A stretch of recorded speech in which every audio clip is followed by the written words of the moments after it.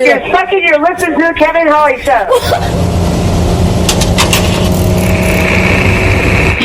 You are listening to the Kevin Holly Show. The Kevin Holly Show. Hi, this is Lisa London, and you are listening to the Kevin Holly Show. I got the right away, and that's all you got to say. I've been thinking about some things I thought I'd never be thinking. Too many drugs dropped into my mouth, looking for something new, but I end up drinking. Ignore the warnings on the shore, I'll take my chance, swim into danger. I wanna taste life more and more, but you need a little risk for the perfect mixture. This is your station under no control, broadcasting for you to let go. This is your station under no control. Get up, get up, get up, get up, get up, enjoy the show. Yeah. Hey! I got the right away. This radio person is the whole problem. Are we going to allow this guy to be heard by anyone who can turn a dial? He's got a pirate radio station. Nobody knows who he is.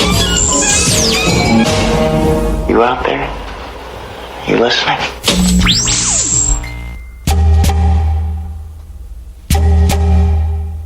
Cock hold one time. What's up, everybody? Welcome to the Kevin Holly Show. Oh, Mosh, you got to plug in that. You got it, dude. Look at you. We got Mosh Sheldon in the house tonight, everybody. What up? What's happening? Chilling. Dude, I'm so excited for tonight. I got to be honest, man. I've been thinking about tonight all day, all week. I got you here. I got me here. It's just us tonight, man. It's us. It's us. Yeah. The dynamic duo. The ambiguously gay duo. Facts. Not really. And very ambiguously. Welcome to the show, everybody. Welcome, IRN listeners, Lazy Ass Podcast listeners, IRNbroadcast.com. Hope you enjoy the show. Stick around. After the show tonight, Mosh, the John LeBang Show. Facts. Yeah. John LeBangs. Love the name. Welcome our listeners out there in Boston at GAG 109 FM. Our friends over in Chicago, Naperville, those suburbs out there at 24.7 The Stream. And, of course, our good friends over there in London, the Wigan Borough, the UK. Morning Drive. Good morning, everybody. Morning. WBR-FM. What's up, everybody? Oh, dude, I'm telling you, for real. I had a really unique experience that I want to start the show off with that I don't think has ever happened to anybody else. I'm pretty sure I'm the only one. And normally I start the show by saying I took a nervous poop. Tonight, didn't take a nervous poop. You didn't take one tonight? Nope. Okay. I Leveling up. I think so, man. I'm starting to understand. I'm starting to get it. You know, after our fifth year now, you know? Wow. Almost 200 episodes, 3 hours apiece, with a bunch of other remotes and stuff on there, you know? Finally starting to come into my own, Mosh. No more nervous poops. I don't think so. I think I can handle it now. You know? I really have to poop right now, though. I'm just kidding. I'm joking. Jokes. So, something happened to me. Do you ever go to Chick-fil-A for breakfast? Absolutely. Yeah, they have breakfast there, right? Yes. Now, I know even bringing up Chick-fil-A in the political climate that we're in right now is, it's a tough sell. Facts. Yeah, but I went there. Wait, you went where? Chick-fil-A. Yeah, you know that. Here's one for you, bro. Oh, what do you got here? Oh, be our guest, your choice, our breakfast treat at Chick-fil-A. Is this the one you found in our parking lot? No, it's a new one. It expires on the 20th of next year. I got like 20 of them, bro. Did you steal these? Of course. Nah, I didn't steal them. Thank you, dude. My girl gave them to me. Oh, man, she's got a different job every week, dude. I don't think she works there unless she's moonlighting and I don't know about it, but... Whoa, moonlighting at breakfast? This is clearly a breakfast coupon. My multiple of 20. Dude, it's good for a Chick-fil-A chicken biscuit. One of my favorite things in the world. Sausage biscuit, egg white grill, or chicken minis. 4 chicken minis. Now, I had 4 chicken minis once. Not a fan. Well, I just thought it was crazy that I just got handed these and you wanted to start with Chick-fil-A breakfast. So tell me what happened about it. I apologize for not being so thankful when I saw the chicken minis. Oh, no, it's a very nice gesture. Thank you. I will use this. Got you, tomorrow. Bro. I got you. Damn. Thank you, man. So I went to Chick-fil-A with our friend Alan Keyes. Right. Early in the morning. I think it was Friday, Thursday, whatever it was. And it was already hot as balls outside. Nice breeze, though, right? So when you pull up to the drive-thru at Chick-fil-A, it's very busy. And there were so many cars, but it also moves very quickly. So we posted up right in front of the first menu sign, right? And I was like, man, we're close. We're going to order soon. I better figure it out, you know? And I'm looking at it, and real big was this iced caramel mocha java bullshit, whatever it was. You know, some kind of iced coffee. And it was brown and frothy looking. It looked really good. I usually get black coffee, you know, maybe one creamer. Me too. I'm a black coffee guy. Yeah. That's the man's way, you know. Reminds me of like camping or something, you know. I don't drink for the flavor. I kind of like the flavor though. I don't know. Anyway, I drink for the bad breath that comes with it. Me too. Yeah, constant onions and coffee. Yeah, I stir. Do you stir your coffee with an onion, like a little onion ring? I just let them caramelize in there. Well, that's about what this thing tasted like that I ordered. Okay, I'm serious. It was pretty bad. And by the way, the bad breath with the coffee, I do that because I have a 3-foot rule with strange women. You know, they flock to me, Mosh. They flock to me, and I'm like, please, 3 feet away. I don't want your Hep C. You know, right? Just saying. Anyway, I digress. So. It's cool to say. I digress. It's a cool. Oh, thing. I thought you were going to say Hep C. That's cool to say. Hep A is cooler. Anyway, I ordered this caramel grande, and here's the Gipper. Okay, the Gipper.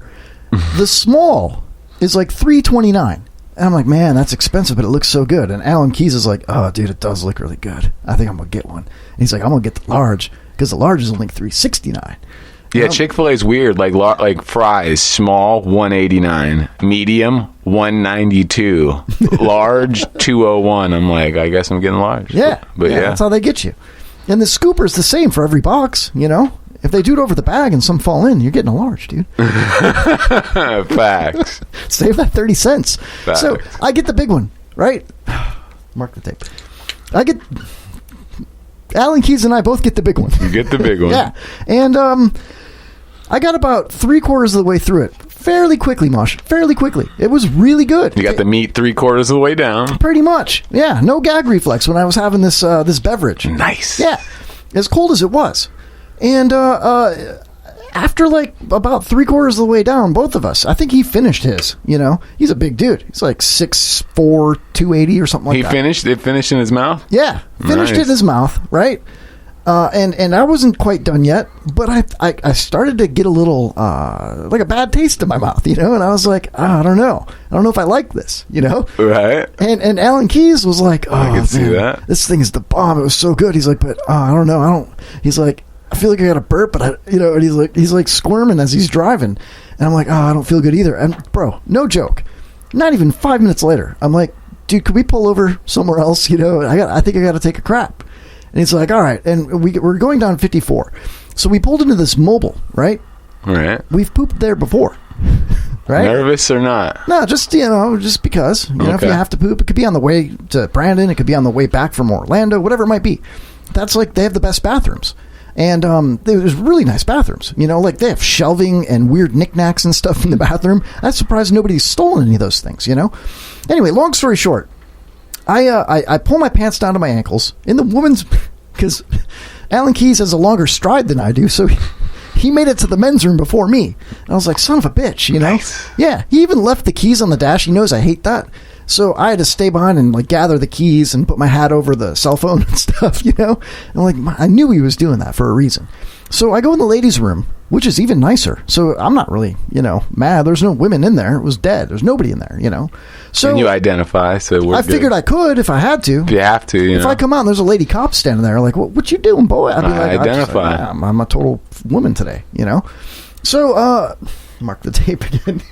So, long story short, Mosh, I pull my pants down around my ankles after making the ass gasket with toilet paper around the rim of the bowl, and I of course. I sit my butt down on this nice, and dude, it was ice cold in there. It was ice cold in there, and I just drank a giant iced coffee, right? You exploded on this toilet, didn't you? I was freezing and my legs were shaking, and before I could even tuck in my willy and get squirmed up onto that bowl and position myself to let it all out, before I could even do that, my phone's like bling, and I look at it and it's Alan Keyes in the men's room next to me, and he said it's so cold in here. So on Facebook Messenger you can just hit the little camera button and take a video, even with a filter, right? So I took a quick video of my legs shaking, because they really were, it's like shivering sitting there. My legs were like, my knees were knocking, and I sent it to him. And after I sent it to him, I hit the little button, so my phone went back to black. Okay, so now my phone's locked, either a fingerprint or a swipe or facial recognition, whatever it might be. Right. My phone, I got the swipe, right? Dude, the only other button on my phone that'll light my phone up, besides hitting the home screen button and then swiping it, is if you tap it a couple times, the camera will come on. That didn't happen, Mosh. What happened was, as I turned my phone off and was putting it in my pocket, not touching any of the buttons or the screen, is when I released. And I was like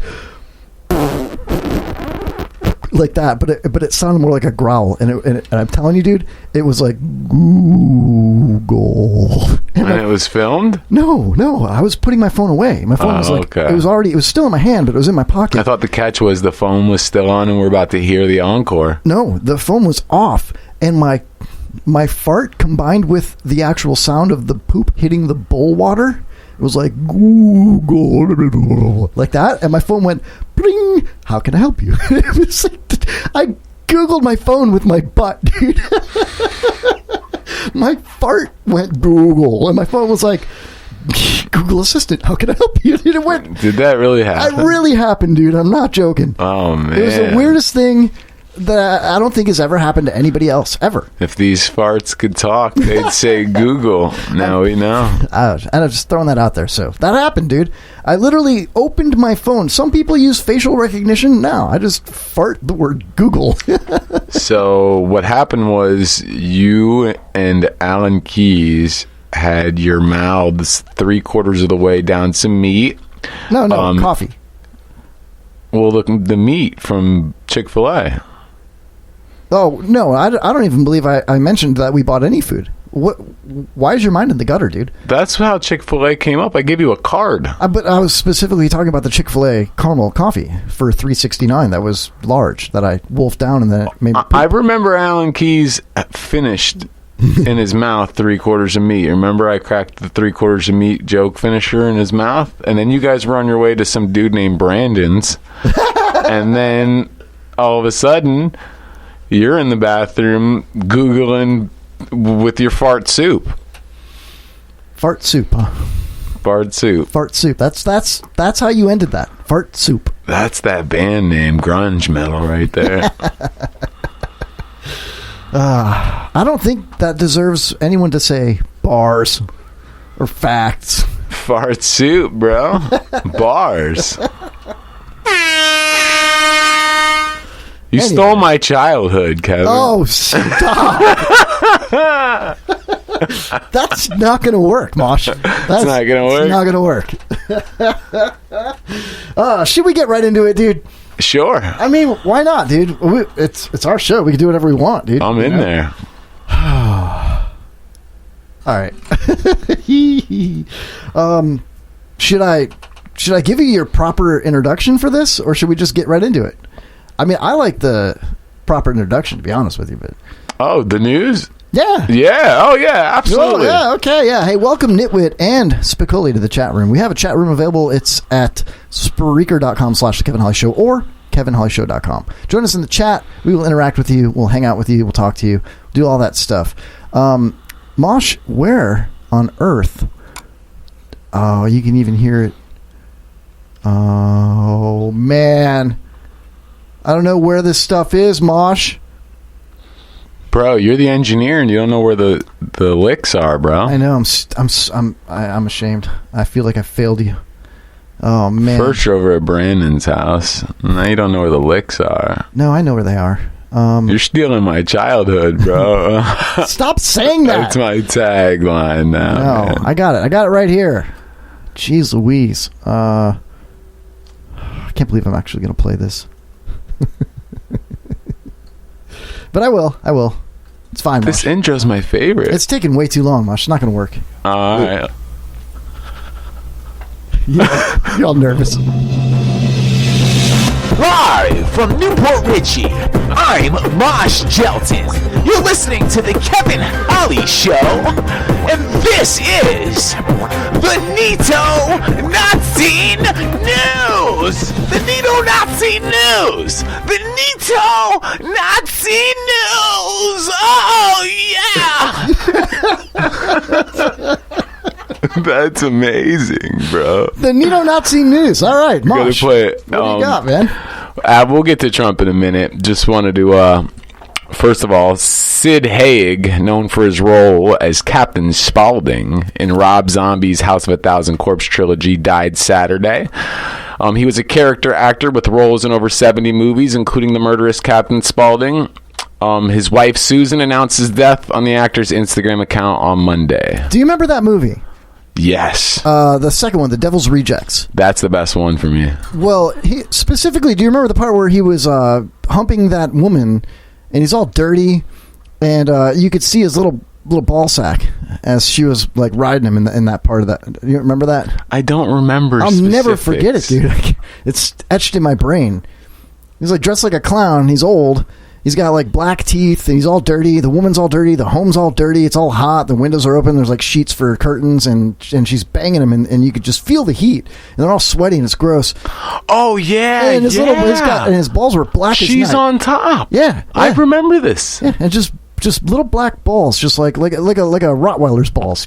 I remember thinking she shouldn't be on him. She should be on something, hotter, because she was very hot. I couldn't get past the balls. I don't remember what she looked like. Maybe she was Asian. I don't know. I thought she was white, or black. I'll pull it up if you want me to. I mean, yo, check it out. So yeah, what happened? So he died. How did he die? I heard that they haven't said how he died yet. His wife just wrote on his Instagram he adored his family, his friends, and his fans, and this came to a shock as all of us, and no other details were given. So rest in peace, Sid. Yo, check it out. DMX just signed a new deal, bro. What? DMX just signed a new deal. The Rough Riders rapper and all-around goat of goats, DMX, has reportedly signed a new deal with Def Jam Records, XXL reports. Swiss Beats confirmed X's new signing in a recent interview with Charlemagne's The Breakfast Club.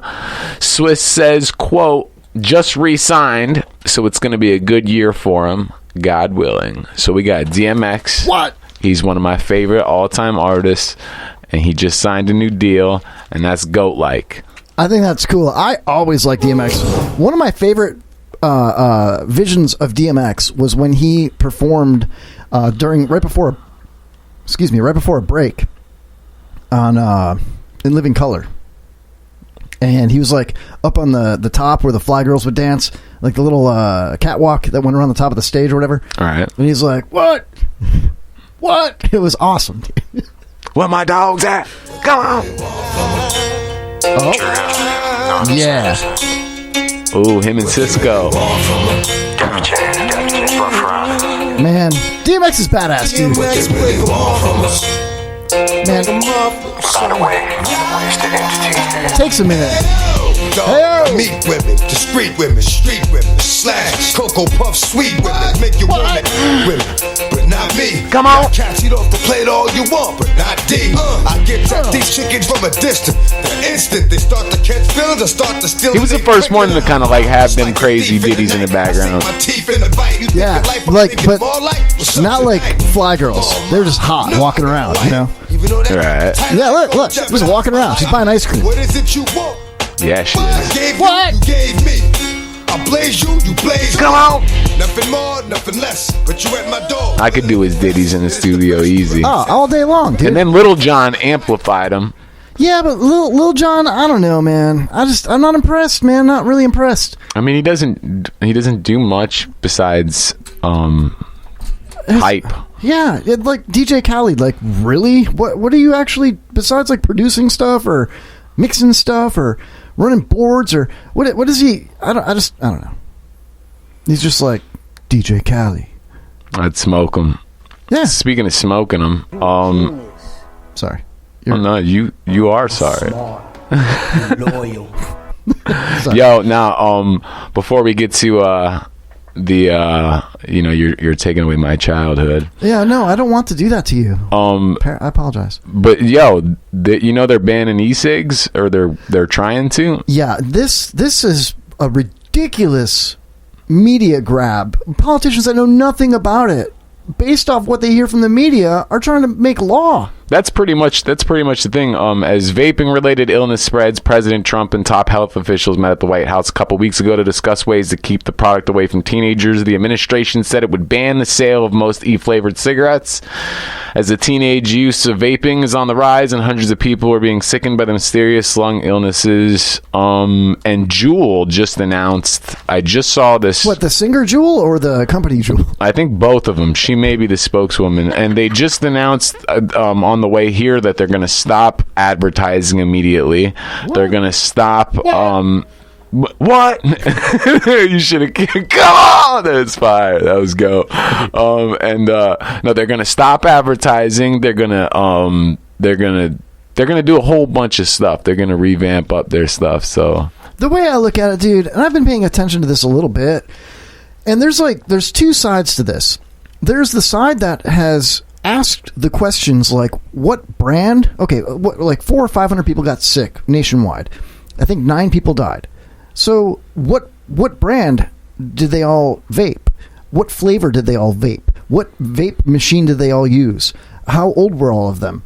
I want to see the numbers and what company, was it every company? Was it specifically? And so what happened after a little bit of investigation is it's come out that it's been the black market sale of THC-infused vape cartridges for people that want to vape marijuana.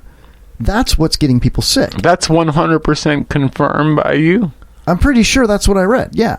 And they're saying that... Do you vape?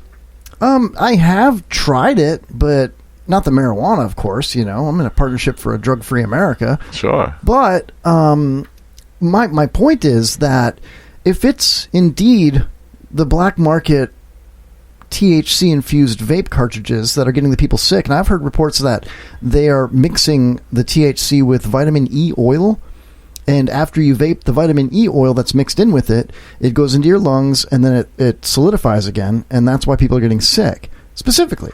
And the other side of the coin is all vaping is bad. Even though nothing's changed via the FDA, you can't change your recipe for vape if you sell it in a store, unless you get permission from the FDA, and the FDA has made rules. I'm riffing here. Don't hold me to every single little tidbit of this, but so they haven't changed anything in 10 years. So this is happening about vaping. Yeah. Okay. And this is all happening now, and it's been reported that it's the THC and the black market. So don't buy, your THC-infused vape cartridges from anybody but a, place where you have a card and you go get medicinal marijuana or whatever. You know what I mean? What? But that addresses one point, but what about, So the other side is everybody's saying... Kids. The media is reporting it as all vaping is bad. Then the politicians are getting it off the media and they're saying we need to make law and ban vaping. And then people are saying, well, the conspiracy behind it is big tobacco. They don't want to compete with this anymore, and they have more vested interests and lobbyists and contribute more to the machine than these 10-year-old vape companies. You know what I mean? Solid point. Yeah. So I think that it's sad and pathetic that the government is going to be making laws and even is talking about it when they should be doing other things that they were elected to do. And also, while they should be investigating it and figuring out what is actually the root cause of the problem, instead of just painting it all with a broad brush. I thought it was a little weird, though, that I'm seeing Juul commercials and I'm hearing Juul commercials, and I'm like, wait, that's like kind of like smoking, man. Cigarettes don't have commercials. But they're saying it's better for you than cigarettes. and it's a way to quit smoking cigarettes. But there's also been studies that say that people who have never smoked cigarettes but start vaping get addicted to the nicotine, and then they end up stop vaping and buying cigarettes. It's still nicotine, though. You don't get, chewing tobacco. Like, nicotine is not allowed to be, on advertised. So it was really weird for me. And then, regardless of what's better or what's kids at an all-time high of doing that stuff. I mean, I'm for a little. I mean, you should be able to smoke and anything you want without any regulation, in my opinion. But well, here's the thing. You're right. 100%. I don't like more children being on them. No, and there should be laws about how they advertise it. There should be pictures of candy canes and stuff like that on the packages, right? You don't want to entice little children to buy it as an impulse buy in a 7-Eleven. So they see it, they're like, oh, what's this? It's cool. But the other side of the coin is that adults can make their own decisions. And this regular vape flavors, and they're outlawing every flavor except for nicotine flavor. That's what I saw. So if that's the case, where's the solid data that's saying everything but nicotine flavor is causing people to get sick? It doesn't exist. They must have some sort of data to minimize it to that. Oh yeah, they've got like they have on the president that they want to impeach before they even read the transcripts of a phone call. I mean, well, they got, and let me get to that. So earlier this week, the Democrat Speaker of the House, Nancy Pelosi, announced that her party was going forward with impeachment inquiries over a call the president made to the leader of Ukraine about Joe Biden. Well, not about Joe Biden. He mentioned Joe Biden in the call. After the transcript was released, though, the DOJ concluded that the call didn't violate campaign finance law. Yet they're still going forward with impeachment inquiry, and that's kind of crazy because pretty much what happened was the president made a phone call, talked to the Ukrainian president, talked about a bunch of things, and then there happens to be where Joe Biden's son sits on the board in this company in Ukraine, and they were being prosecuted, and Joe Biden said to fire the prosecutor, and there's some sort of stuff between Biden and Ukraine. There was his son sat on a board or was employed as a consultant, I believe, for like a gas and energy company that was paying him $50,000 a month, even though he had no experience in anything to do with gas and oil. And Joe Biden bragged about I got the video right here on YouTube. He bragged about how he, as vice president in like 2016, whatever it was, 2015, he said, I told them I'm not going to give them this USAID aid. It was like a $1.5 billion. You're not going to get that aid unless you fire the prosecutor. And he straight up said you're not going to get that aid unless you fire the prosecutor. And then that's investigating his son. And then he said, and guess what they did? Oh, they got their $1.5 million. They fired him. And he bragged about it. So Trump, and one more thing, Trump said, he didn't say it like that at all. He didn't pressure him to do that. So what they did was they asked the president of Ukraine, and he said no, I wasn't pressed or pressured at all. I watched that before I came up here today in bed when I took my nap before I pooped. And they want to impeach over that. Well, they wanted to impeach him, A, the day he was inaugurated, okay, and B, over this before they got to before the transcripts were released, before they even knew the content of the phone call. They just knew there was a phone call. Dumb. It is. It's sad, dude. Like, we're not even, me and you are not even Trump guys. No, absolutely not. No. But we are anti this craziness. Thank you. I'm anti, I'm like kill your TV. The media, for the most part, okay, is lying and has an agenda, and it's obvious. So find other means of getting your information. That's all I'm saying. And every time I see the media act like this, I call them out. And I've been called everything from racist to a bigot to a conspiracy theorist. Why? Because I don't like the way that the media is encouraging and promoting a girl with autism and OCDs. OCDs what? OCDs not. Oh, you should. But and, come out. What? So I don't think it's cool that they're parading this young lady around, and that her words are scaring other children. Like, I've got 2 little girls. They're scaring them into thinking the world's going to end in 10 years if they don't pass tax law. It's ridiculous. Greta Thunberg. Yeah, we'll get into that in a minute, but let's go back to Biden real quick here. I've got the audio right here of him bragging about this whole Ukraine thing here. Up to corruption. I had gotten a commitment from Poroshenko. They would take action against the state prosecutor, and they didn't. I said, I'm telling you, you're not getting $1 billion. I said, you're not getting $1 billion. I'm going to be leaving here. And I think it was, 6 hours? I said, I'm leaving in 6 hours. If the prosecutor's not fired, you're not getting money. Oh, son of a got fired. Oh, son of a Here you go. 6 hours. If the prosecutor's not fired, you're not getting the money. Are you serious? Oh, son of a Guys, I'm leaving in 6 hours. If the prosecutor's not fired, you're not getting the money. Oh, son of a Are you? No. Got fired. They put in place someone who was solid at the time. Well, it just so happens that the general prosecutor... I can't do it. So here's another theory, Mosh, is that they talked about impeachment before they got the information because they knew of this video, the Democrats specifically, and they want to use this as an opportunity to oust Joe Biden like they did to Bernie Sanders in 2016. This is a way to push away the number one candidate. This is a deep theory. And who's going to be next? Elizabeth Warren. She's the next Hillary Clinton. And it'll be another easy, especially with all this BS. It's going to be a landslide, man. They just basically elected Trump with this, man, They don't got nobody but Yang. And I just think Yang could out-debate him. I kind of like Yang. He still is kind of like really far left with these things, man. Like, no, he is. He bought votes. He's like, I'll give 12 families $1,000 a month. Enter the sweepstakes. I don't think that was buying that. That's like that's his staple thing that he's going to do. So he wants to try it out and show 10 families how this works. So if Oprah comes out and says, I'm running for president, everybody gets a car, just go to my website and sign up. If one of her policies is running for president was that everybody in America is going to get a car, then yeah. I like your point of view, Mosh. That's a good point. You make a solid point of view there. But I still think it's a violation of campaign finance law. I just do, dude. It's not. Maybe I'm wrong.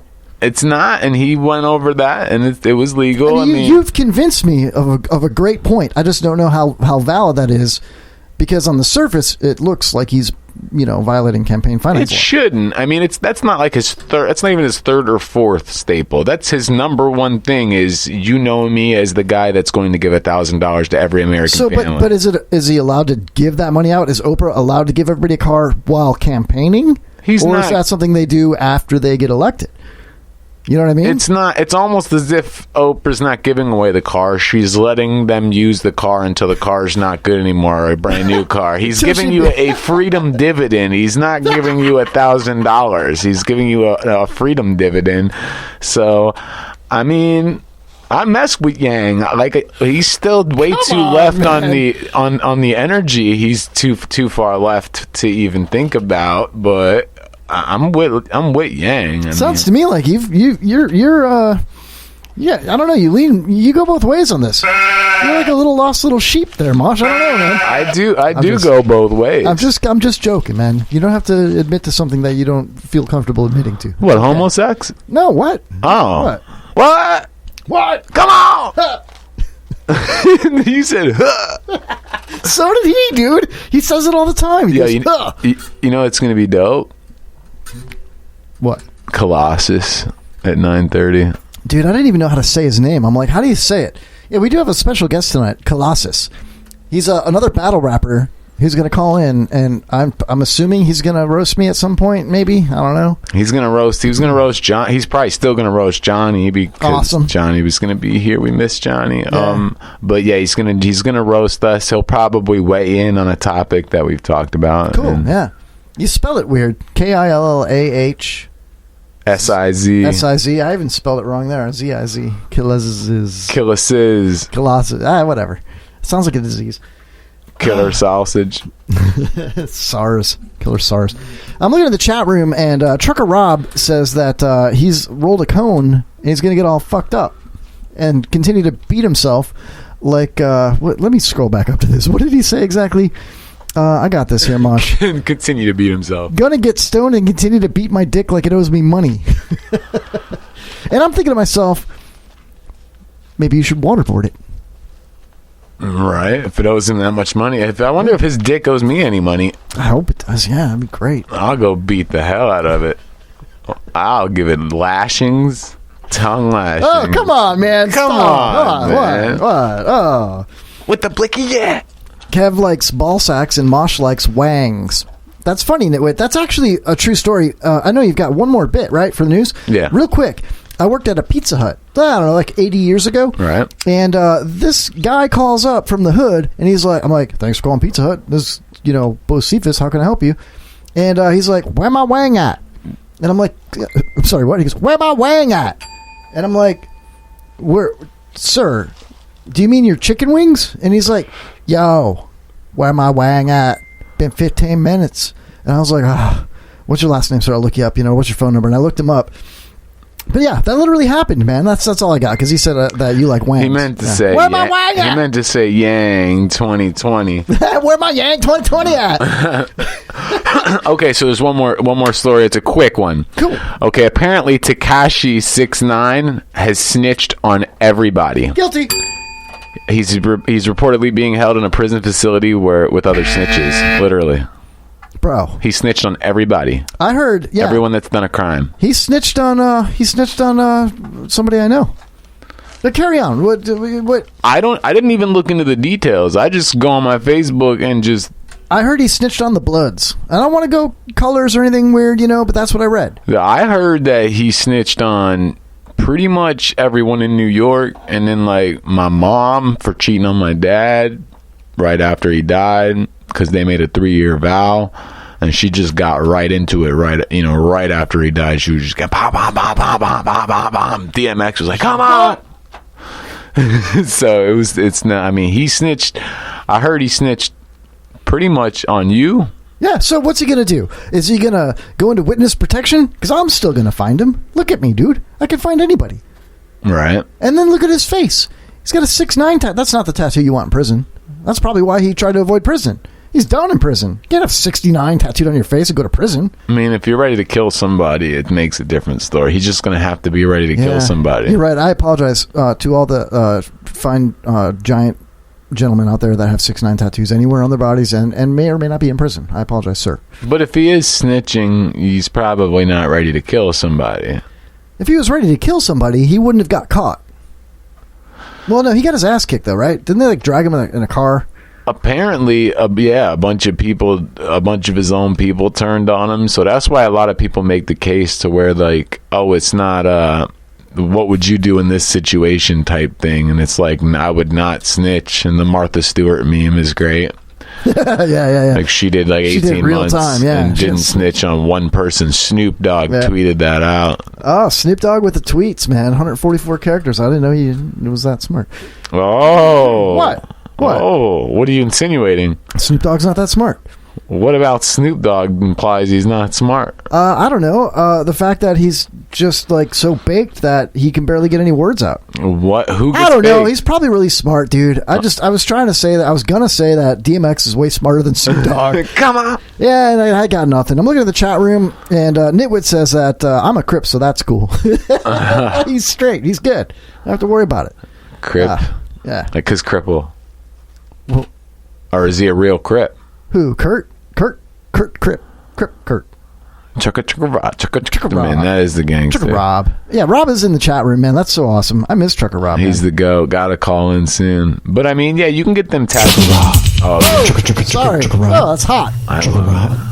Trucker Rob. Trucker Rob. Trucker Rob. Drive a truck. Drive a truck. Trucker Rob. Driving trucks is all he wants to do. Drive a truck. Drive a truck. Drive a truck. Trucker Rob. Driving trucks because he loves you. So, Nitwit says Snoop just uses predictive text to form his sentences. Well, just do talk to text. That's what I do. Yeah. I mean, did he get smarter when he became Snoop Lion? Apparently, I think that was just a short thing. I know he's got the rollie on his arm. I don't know, dude, because like if you go straight reggae, you know what I mean? You could totally get more intelligent. Did he make songs as Snoop Lion? Yeah, dude, he is Snoop Lion. He's been reincarnated, man. How do you not know this? Snoop Lion, he's the real thing, dude. Like, if you go straight reggae, You could be like, hey, man. What kind of gay? Hey, man, straight reggae. Okay. Hey, come to my house, man. I cook you something for you, man. Like, you know, some pork. Cook you some pork. Yeah. Some pork in your mouth, you know? Pork. Hey, protect your things, man. Come get some pork for your mouth, man. Hey, man, the Rastafarian, man. Something like that. Hey. Yeah. This is him. To a place I love. Oh, yeah, man. This is the time of the show where Kevin gets a little reggae. I get a little Irie for you. Got to get away. I got to get away for you, Mosh. I get away make you some pork for your mouth, Mosh. You sounded like a Mario cooking the Italian. I'm Italian and I'm Irish. Okay. Okay, man. Protect your things, man. Dude, those are his horns and my horns. Really? Yeah. That's fire. My horns? Remix. Those are my horns, man. Snoop Dogg has stolen my horns. Yo, we should start a bobsled team.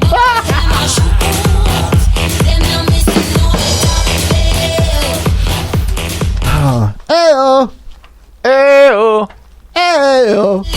Ayo. Daylight come and I put pork in Mosh mouth. Ayo. Easy. Where do we pull? I don't know what's going on, dude. I have no idea what's happening. I love Winona Ryder, dude. What? One of my top crushes. Why? She looks like all I can think of her is her in Beetlejuice. Yeah, that's where I'm getting it from. Do you Like think when I Beetlejuice. close my eyes and think of Winona Ryder, I think of her shoplifting at a mall? Yeah, and Beetlejuice. Oh shit! I said it 3 times. Oh, no! he's coming. Could you imagine a Jamaican Beetlejuice? I would love for you to show me. Show me the way. You'd be like, I'm feeling Irie, something like that. I don't know. Sounds like you in the stall this morning. And my phone immediately searched for Beetlejuice. It's like, Beetlejuice, here's what I found. That's what you took in there. Beetlejuice. Here's what I found. I found Beetlejuice, Michael Keaton, Winona Ryder. Oh. Here's what I found. Oh, she wasn't in Beetlejuice. Yeah, she was. She was the daughter in the creepy house. Oh, yeah. What am I talking about? I don't know, man. Yeah, of course she was in. That's what I'm talking about, Beetlejuice. Yeah, she stole. Blacked out and goth. I was and an everything. extra on that show, and she stole a ham sandwich out of the fridge, and it had my name on it. On any show that you'd be on, you would just be extra. Get it? Because you know they have everything they need, so you're extra. Yeah, thanks. Yeah. That was fire. Thanks for explaining that. I got you. You know, asshole. Oh man! So is that it for news, dude? Yeah, that was a lot of news. We did almost 45 minutes on the news, man. Or no, 30 minest. 30 minutes. Sounds about right. I mean, we didn't touch on and thank God, because that would make you a pedophile. But we didn't touch on that 16-year-old girl. Oh yeah, we gotta. I mean, definitely. We got time. I mean, here's my take on it, and I got a lot of flack for this. I think I can do it with parental permission. No, I'm like 33, I guess. No, what? No. 16 and up in some states, I think. If they're emancipated, then I think you have to sign like a affidavit or something. Ooh. You know, we need less government, right, Mosh? Right? Yes. You need less government. An affidavit. You know the whole process, dude. No, I don't. Yeah, I'm being facetious. You just showed me the way on how to legally get a consenting 6-year-old. Can we even joke about that? I or said is that 16-year-old, you monster. What did I just say? I don't know. I said 16. Okay. 6? Yeah. All right. So here's what happened, okay? This beautiful young lady, 16 years old, from like Scandinavia or Sweden or somewhere, right? Has been an actress, has prominent parents that are also in show business. She has her own IMDb, all right? She was featured on the cover of Times May 2019. Okay, so that was like almost a year ago. 6 months ago, whatever it was. I don't do math well. 4 months ago. Sure. So anyway, did you say March? May. So you want to march? What, you want to march for climate control? Oh my God! You want to march for climate control? Is that what we're doing? What do we want? Climate control! When do we want it? Now! What do we want? Climate control! it! When do we want it? Now! What do we want? Ice caps! You're taking my childhood! Stop it! Stop it! You're stealing my childhood! How dare you? So, listen, I don't want to rip on this poor girl, because that's not what this is about. And anybody that's saying that she's a little monster or, you know, talking bad about the poor girl, she's 16, she's a child. But can you make fun of the words that she uttered? Because she didn't even write those words, and you know it. Of course. You know it, I know it, and you know it. But what's better than making fun of the words, and especially not making fun of the poor young child, what's better is pointing out the fact that this child who's on the spectrum with autism and OCD, who should have been redirected to something more positive and calming. Yeah, she's got OCD and she's got autism. Okay. I think Asperger's. And I know a lot about that because my goddaughter, my godniece, okay, has Asperger's. Okay. And it's one of the best friends I've ever had in my life. This young lady, you know? So, check it out. I'm not racist. I got a niece with Asperger's. I got you. Go ahead. Motherfucker. Go ahead. Oh, you're after the show, dude. Oh, me and you. I'm in the zone right now. To the moon. Let's go. It's never going to work. It's never going to work, Kevin. So, anyway, and she's black. Did I mention she's black? She has to be for the story, of course. Anyway, so, what's better is pointing out the fact that the media is okay with parading, and her parents are okay with parading this poor young girl who's on the spectrum with OCD around the world and lying to her and convincing her and scaring her into believing that the earth will not sustain life in 12 years unless something is done, something drastic is done. And mind you, they're not marching and doing this stuff in China and Beijing or in India. But listen, you're Hold saying... on. I'm sorry. I'll let you... Go ahead, run the point. So, I just want to take it one point at a time. But go ahead. I'm on a rant, bro. So that being said, okay, this poor young lady's being exploited, okay? Her voice, those words that are easy to make fun of, are also the words that other children are listening to and looking up to her because they're parading her around and it's all over the news. Schools are picking up on it, and little kids like mine and anybody else's out there are also potentially getting scared into believing the world won't sustain life in 12 years. Exactly. And the baddest part about that, the worst part about that is this poor kid's being exploited and other children are being scared. But the worst part about that, maybe back it up a little bit, about this is that people are okay with it. And if you mention anything about it, like, well, you know, I'm not sure if I agree 100% with climate scientists because, you know, a lot of the science is backed by the government and funds and grants. A lot of other climate scientists have come out and shunned the original ones. And then you look at the predictions from the 1970s dating all the way up to now. You know, in the 70s, cover of Time magazine was the new ice age. That was on Facebook. Have you got that from Facebook? No, it was literally the cover of Time magazine in 1970. Something like that. I saw a picture on Facebook that had that as the cover, and I had to fact check it. Somebody actually called me out on it. Really? In fact, okay. Well, that's news to me. But still, that was you lying to me. No, I'm not lying to you. It was still the thing because I actually have a link that I've posted before, not on my personal page, but in comments on other people's pages that show an actual history of articles from different newspapers and different outlets, and all of them are sourced dating back to the 50s all the way up until now. That there should have been an ice age. That there should have been an ice age. That there should have been acid rain. That there was an ozone depletion. Nowadays, you know, there was global warming, and then they're saying, well, there's more ozone now than it's having a recovery. One of my favorite stories, Mosh, and I'll just kind of take a tangent real quick here. We got time here. Well, but what they don't tell you is they say climate change, but they don't say. By the way, we don't know to what degree that man is causing. We don't know what degree carbon emissions has to do with the melting. Just know that the climate changes, and so people hear the climate is changing, and that's all they hear, and they're like, we're doing it, boom, boom, boom, stop cars. And I just don't want to miss the point about making fun of what the girl said, too. Well, before we do that, sure.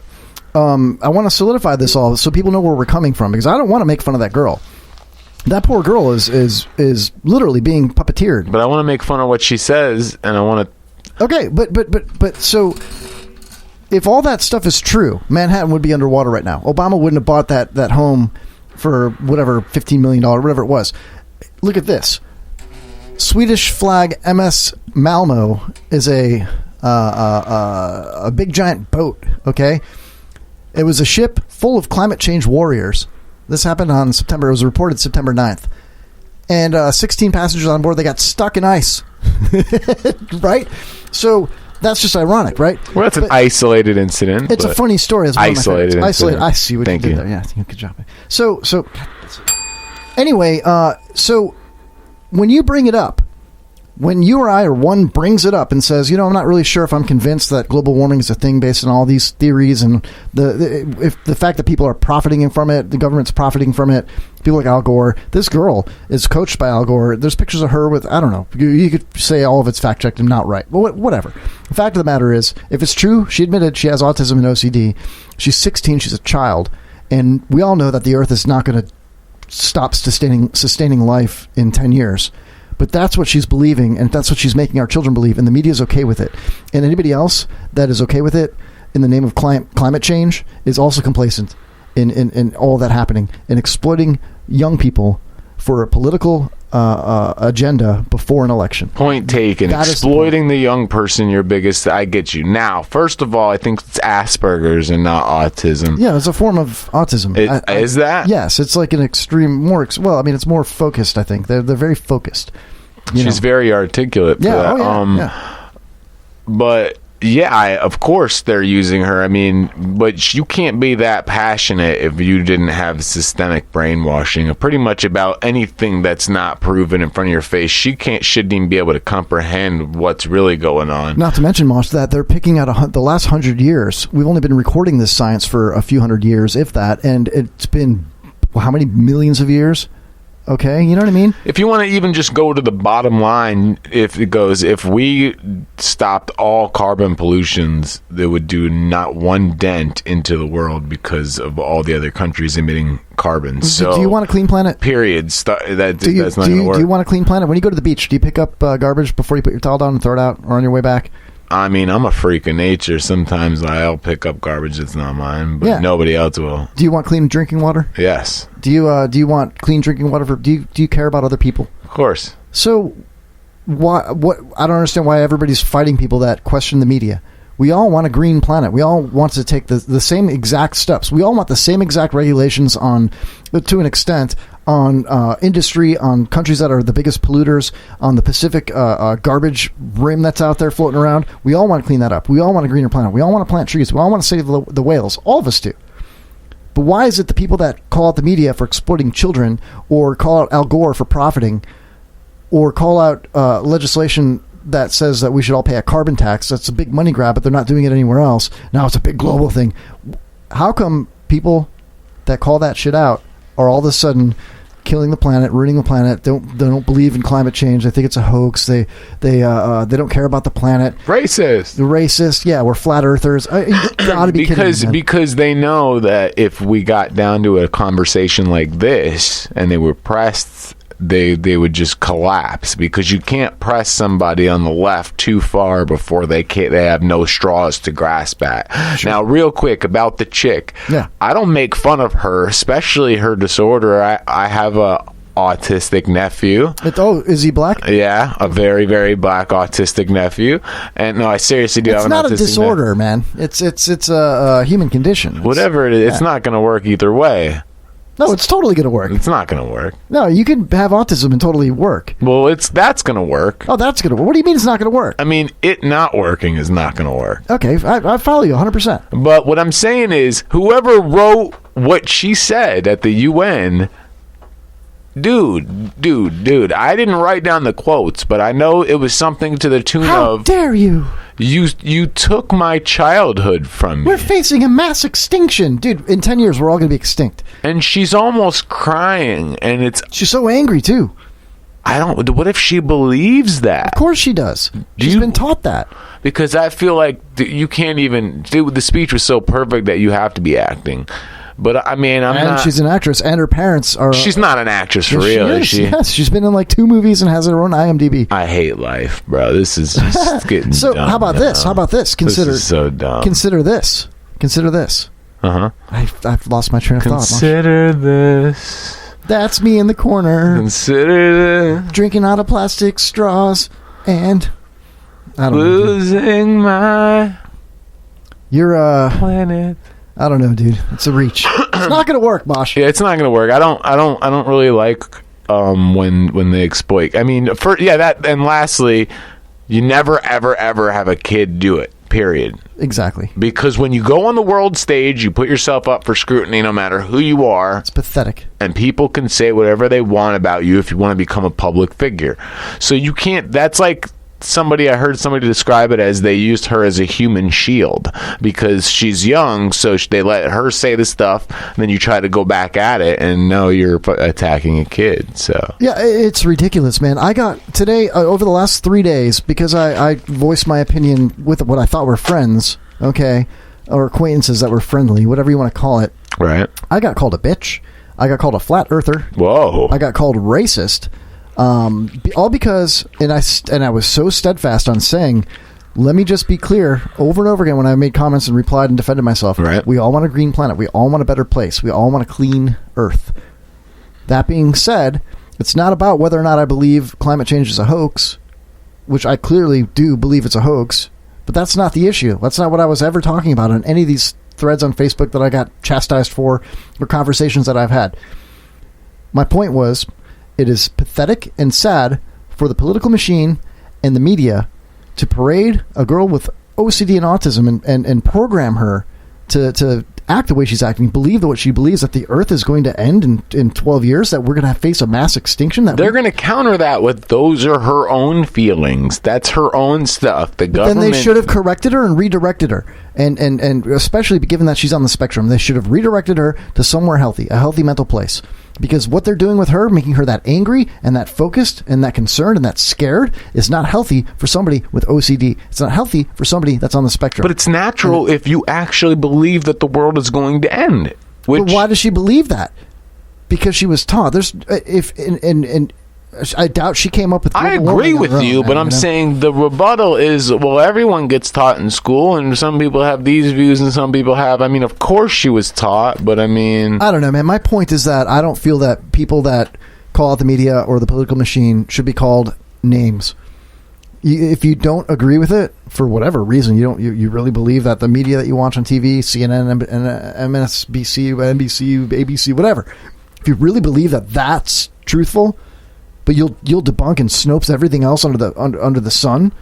That's not, you know what I mean? Nice usage of Snopes. Thank you. It's ridiculous because you can't have it both ways. And to call somebody names for doing exactly what you do, you know what I mean? Watch this.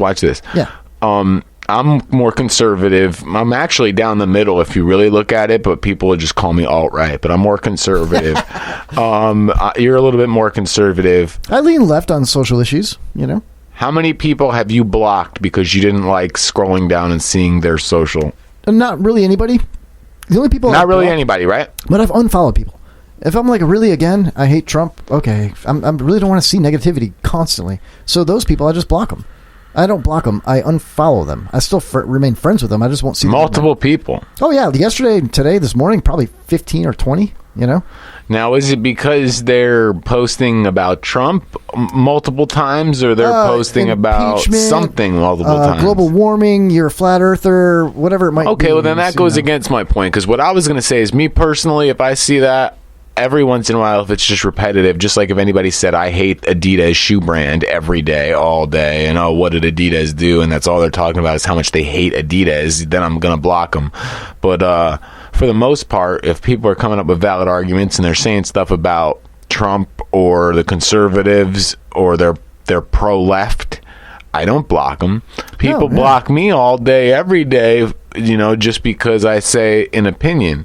I don't never. Ever. And I thought that was one-sided, but apparently it's not. I should be more clear. I've got a lot of I have a very active news feed, a lot of people on there, and so there's certain people that I've had conversations with before that I'm not going to unfollow them.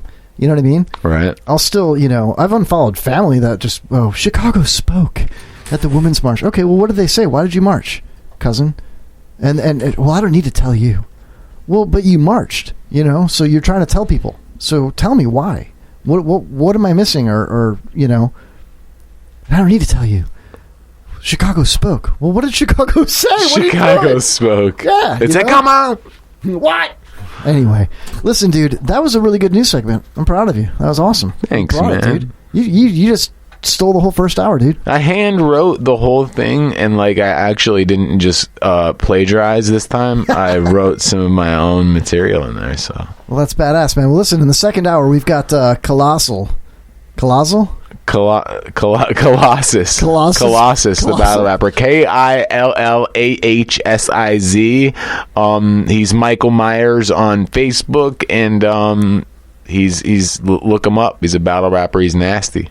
Oh, yeah. Colostomy. Anyway, that'll be fun. We'll be right back. We're going to do the pyramid game tonight as well. It'll be a lot of fun. And I've got a couple of tricks up my sleeve. Hey, Mosh, do you ever follow Pinocchio or Disney or anything like that? You ever have a... Disney, huh? That sounds like I'm walking... You ever have a puppet before? You like Muppets? I feel like this is a setup for these nuts. No. We'll be... Yeah, I like Muppets. Good. Muppet these nuts. No, Muppet... almost, no. That's not where I was going, but we'll talk about why Mosh likes Muppets after the break. We'll be right back with more of the Kevin Holly Show with Mosh Tilton. Can't wait. You're listening to WBRFM. Real radio for real people. Hi, I'm Clark Brooks, and you're listening to The Kevin Holly Show. Was there nothing else going on tonight? Or don't worry about it. No judgment. Enjoy the show. You are listening to my best friends, Jay Bird and Pops, on The Kevin Holly Show. The only reason I even tune in the first place. So tune in to listen to Jay Bird and Pops. Here comes music to set your soul on fire.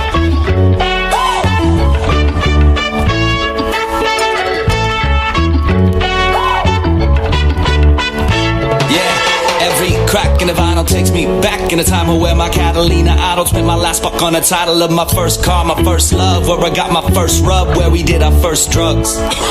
And the bikers and the vatos that I grew up with, trying to steal up my zapatos, now they give me shit for never being home for parties and the weekend trips. Well, fuck it then, I'm coming up, but man, I be that quick.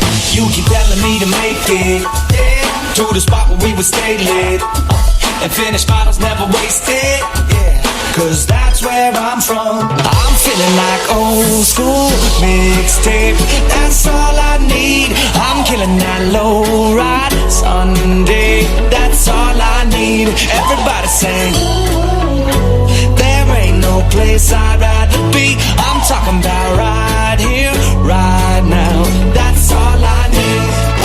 Yeah, but this reminds me of a good time back in the day. Rolling through my neighborhood, must have been a Sunday. Daddy with the band sheets, pouring East Road, singing Scarlet Begonia, Cinderella's Road. The Boston's in the back will make it sound so sweet. The drop Cadillac will make it dance to the beat. I love the way it feels when the sun shines down on me. I'm feeling like old school mixtape. That's all I need. I'm killing that low ride Sunday. That's all I need. Everybody sing.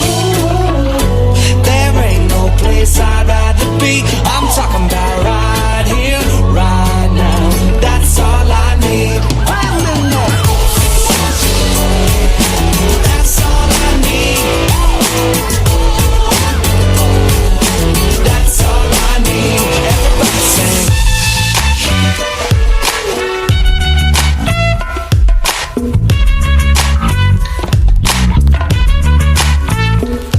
You keep telling me to make it to the spot where we would stay lit and finish bottles never wasted. Cause that's where I'm from.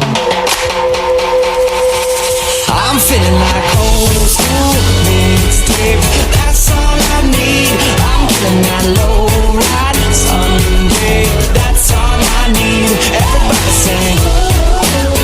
There ain't no place I'd rather be. I'm talking about right here, right now.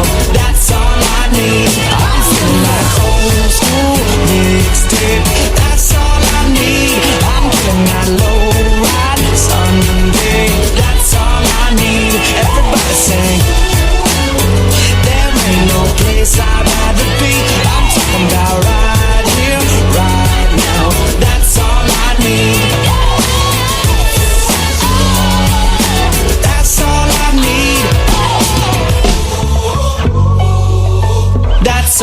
I need. Do you shave yourself? Yes. Only his ass. I tried to shave my ass, but every time I like. So you shave yourself? Seriously? Yes. I'm quite hairless. I'm quite Why hairless. don't you go fuck yourself?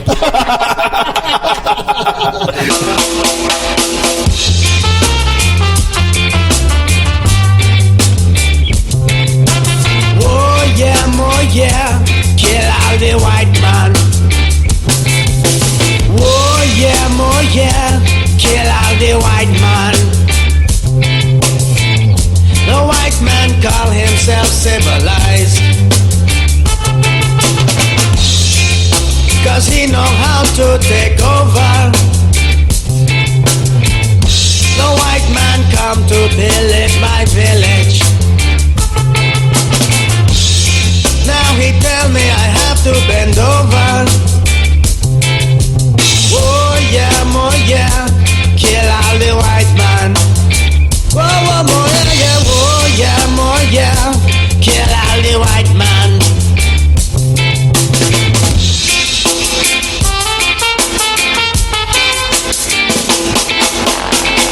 No, I do not like the white man up in me. He rape all my people as he rape my country. Everything I love and cherish, he tried to take away. We will be rid of him, soon come the day. Oh yeah, kill all the white man. Oh yeah, oh yeah, kill all the white man.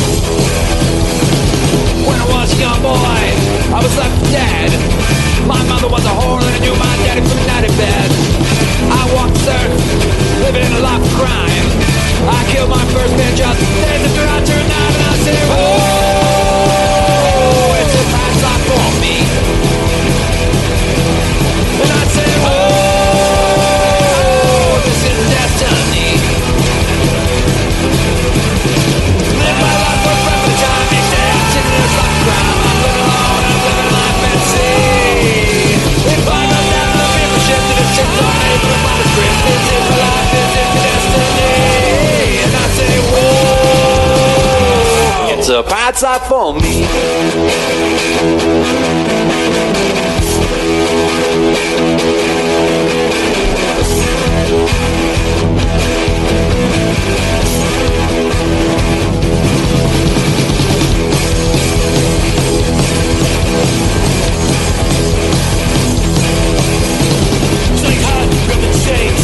Slave on a ship of Batman. My legs shackled to a gun. I live my life in a pocket dream. Let an end just keep my life waiting to be lost at sea. This is it, it's all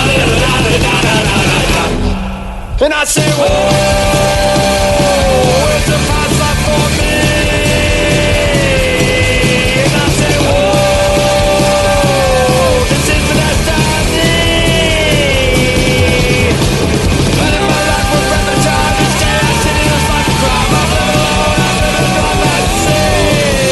If I go down with a gift chip and a syndrome, maybe if I don't grip this, if I'm this, if the destiny. And I say, whoa. And I say, whoa, and I say, whoa, it's a fast life for me.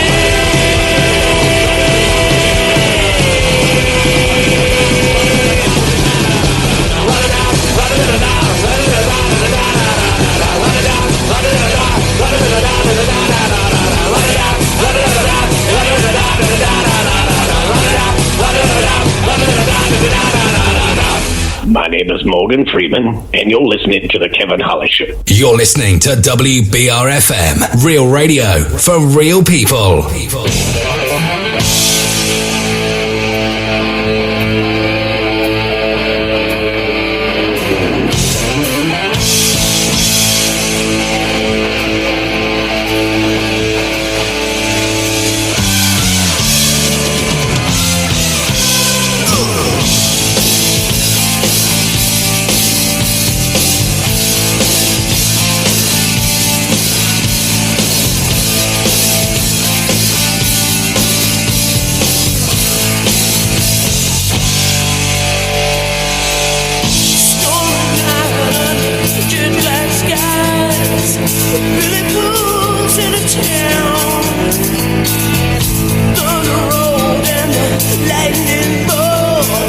Come crashing to the ground.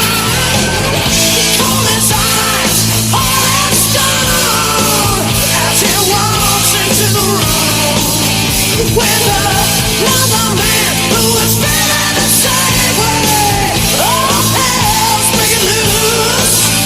Bang, bang.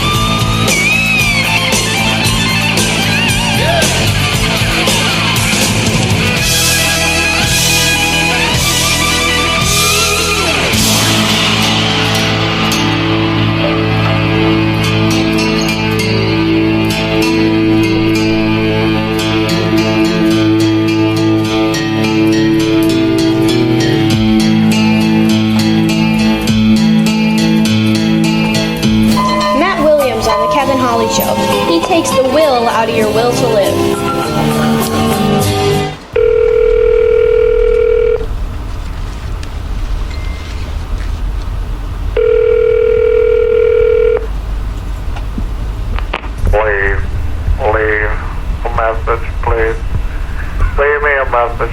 Leave a message. Hey, welcome back, everybody. It's the Kevin Holly Show, second hour. Open mic live in the chat room tonight. We got Mosh Gelton in studio.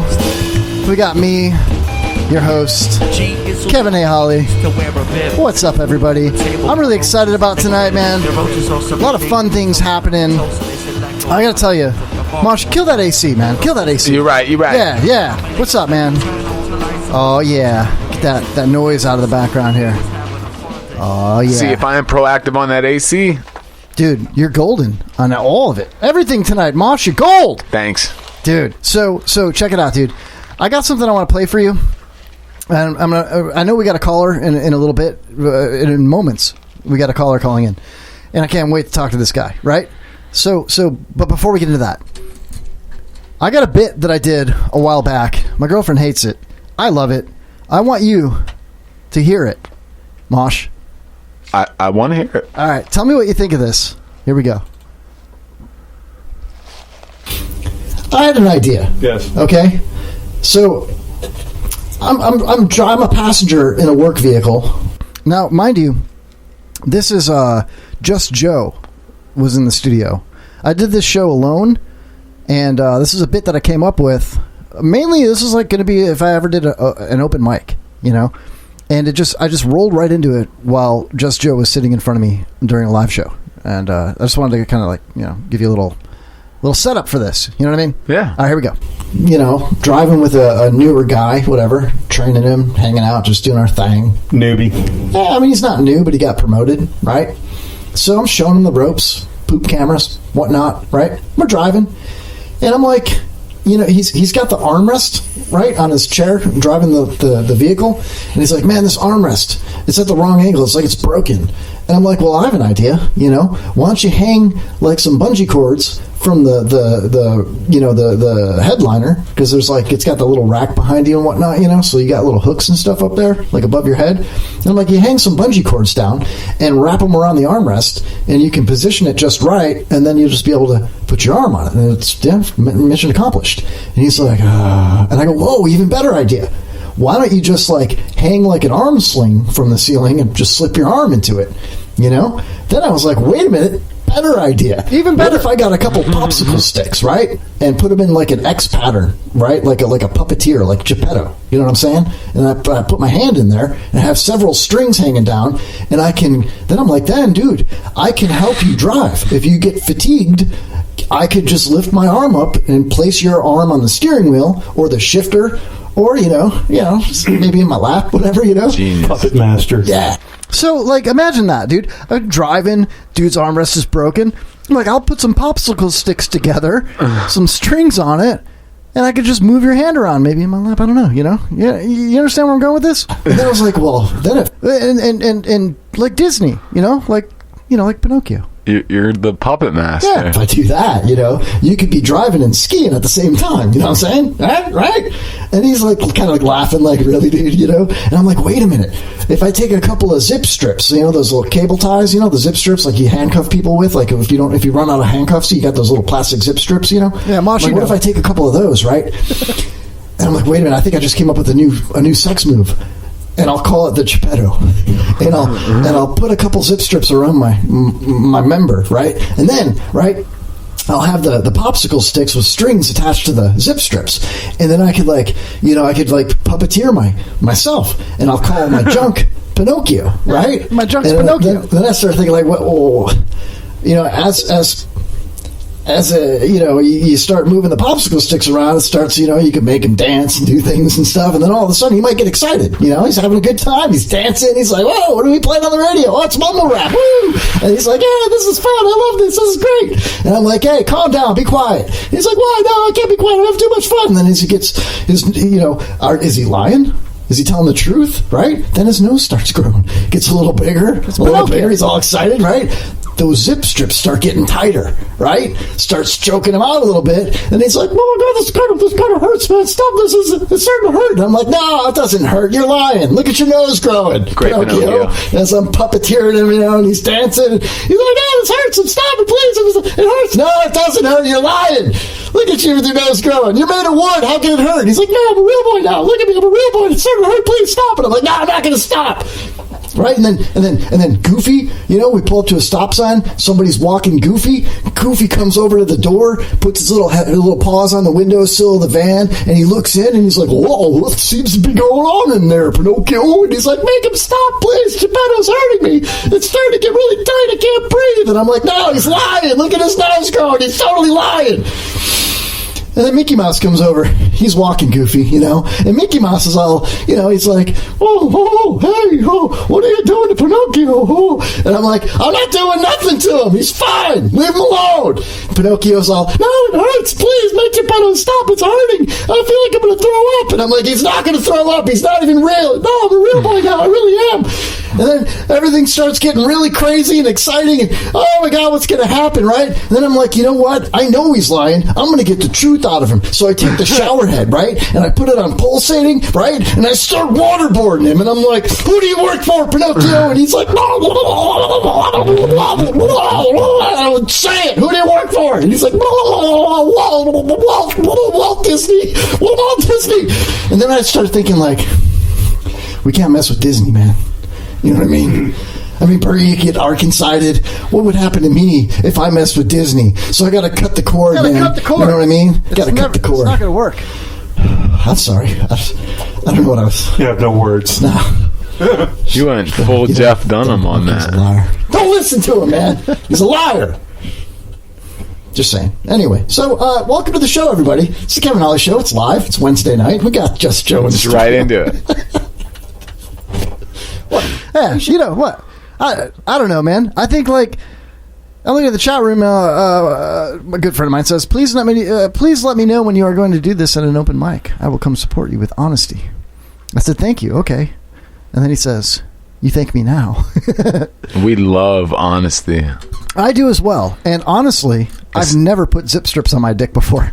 No, I have those. I do as well. Because, you always got to tie something to something. Well, you've been cuffed before. I have been cuffed. Did they use the metal cuffs or the zip strips? It depends on whether it was for a law violation or a sexual escapade. Oh, well, so we all know the answer to that. Yeah, they used both. One time I was too drunk and they put them on me and I tried to chew through them. I just couldn't get my head behind my back well enough. Oh, well, a little practice. Tonight. We'll get that tonight. Me and you.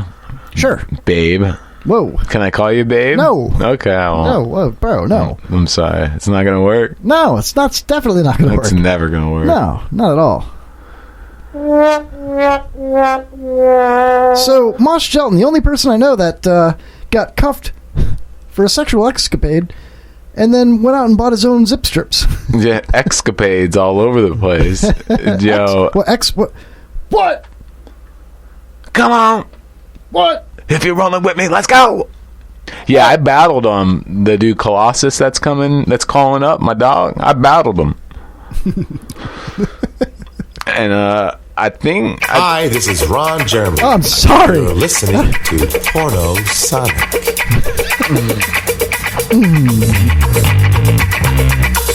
Never apologize for Ron Jeremy. So tell me about your friend that you battle rapped again. I battle rapped my buddy. His name's Killahsiz. Killahsiz. How'd that go down, bro? Oh, it went down really good. He wore a mask for me. What'd y'all talk about? We talked about nightmares in bed. Freddy Krueger style. Did he reference your mom at all?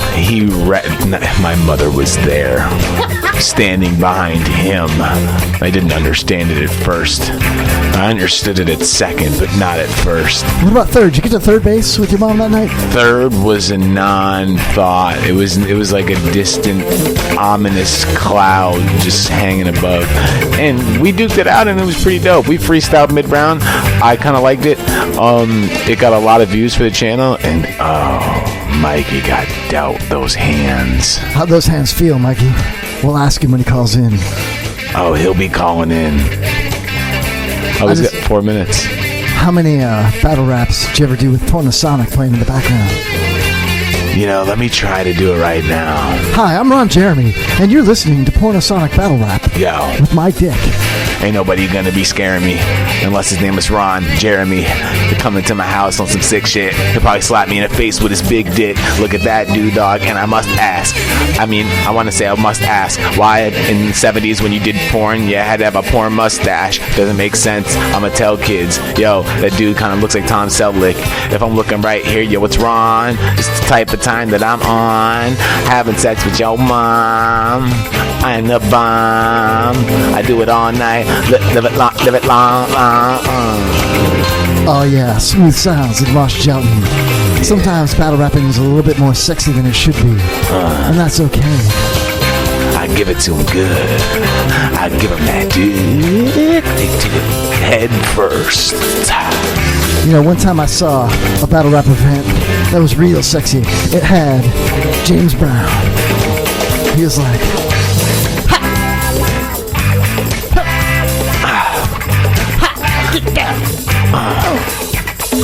I invented battle rap. Yeah. That's what I do. I did it in Memphis. Did it in Texas. Come on. Louisiana. What? Living in America.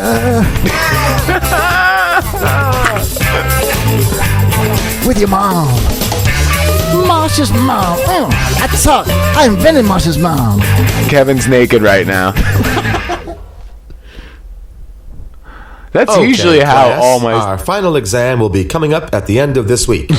The test will be comprised of 20% written, 30% oral, and 50% anal. Any questions? Professor, I got one. Yes, dear. will there be any extra credit? I am so glad you asked. That's what I'm talking about. I'm talking about taking phone calls and ending this bit right now.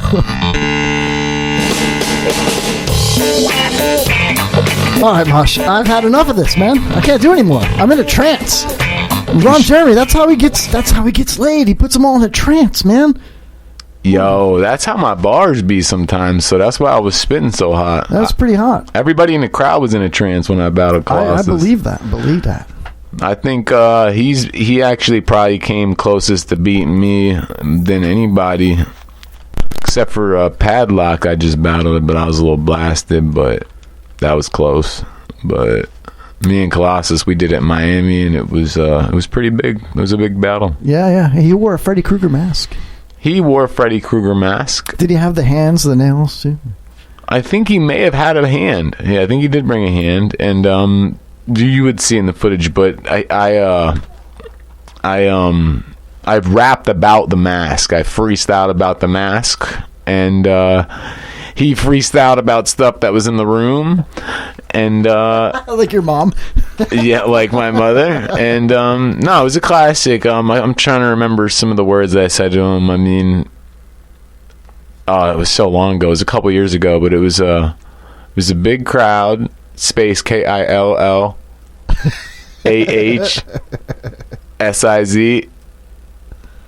Colostomy? How do I spell this? I think I got it. No, you don't. Erase it. I got you. I think it's close enough with autocorrect. It's not, because it's not coming up. Son of a bitch. K-I for kill.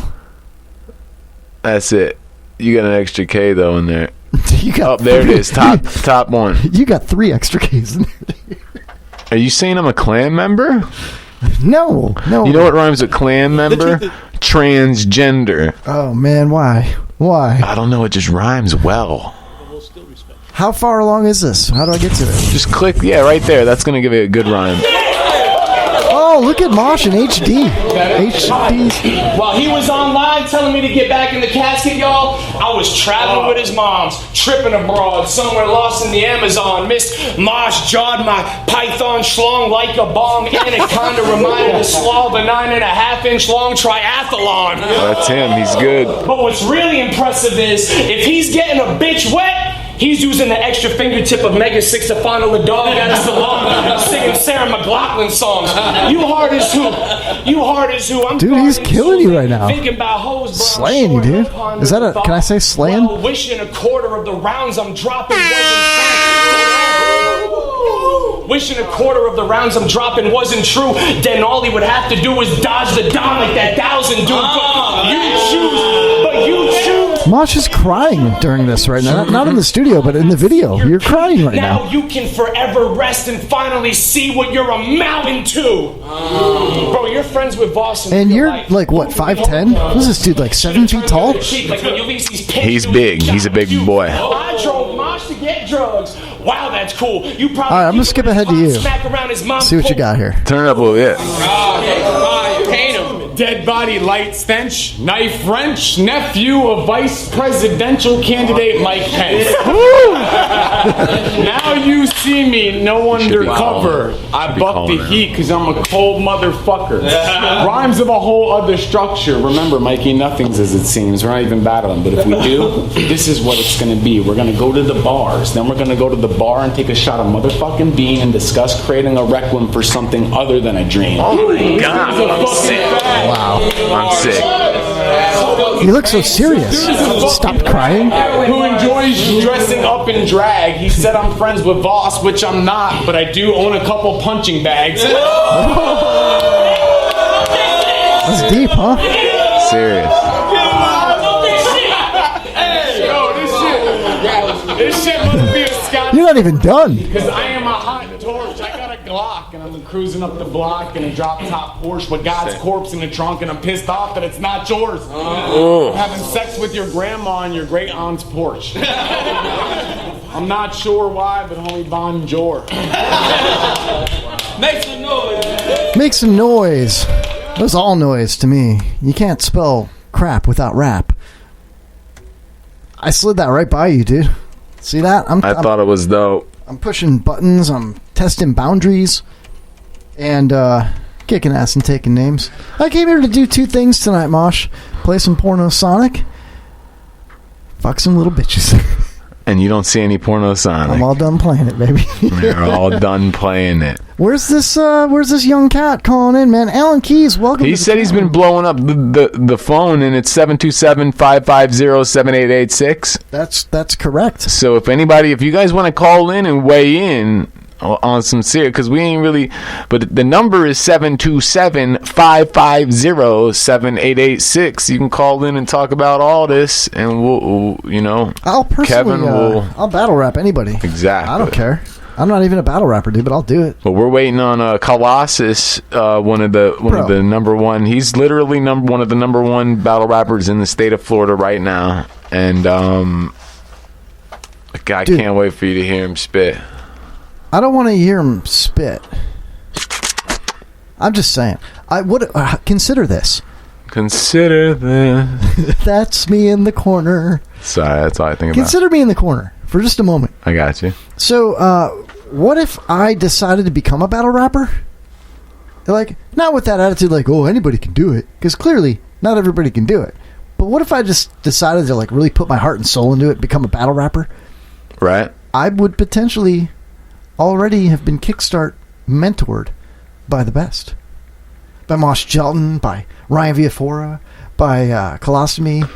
There has been many a person that I just threw into a ring, sat there and wrote bars with them for a little bit, and became a star. Star is a big word, you know? I'm just kidding. I mean, Viafora, he's good. Everybody's good in their own jams. I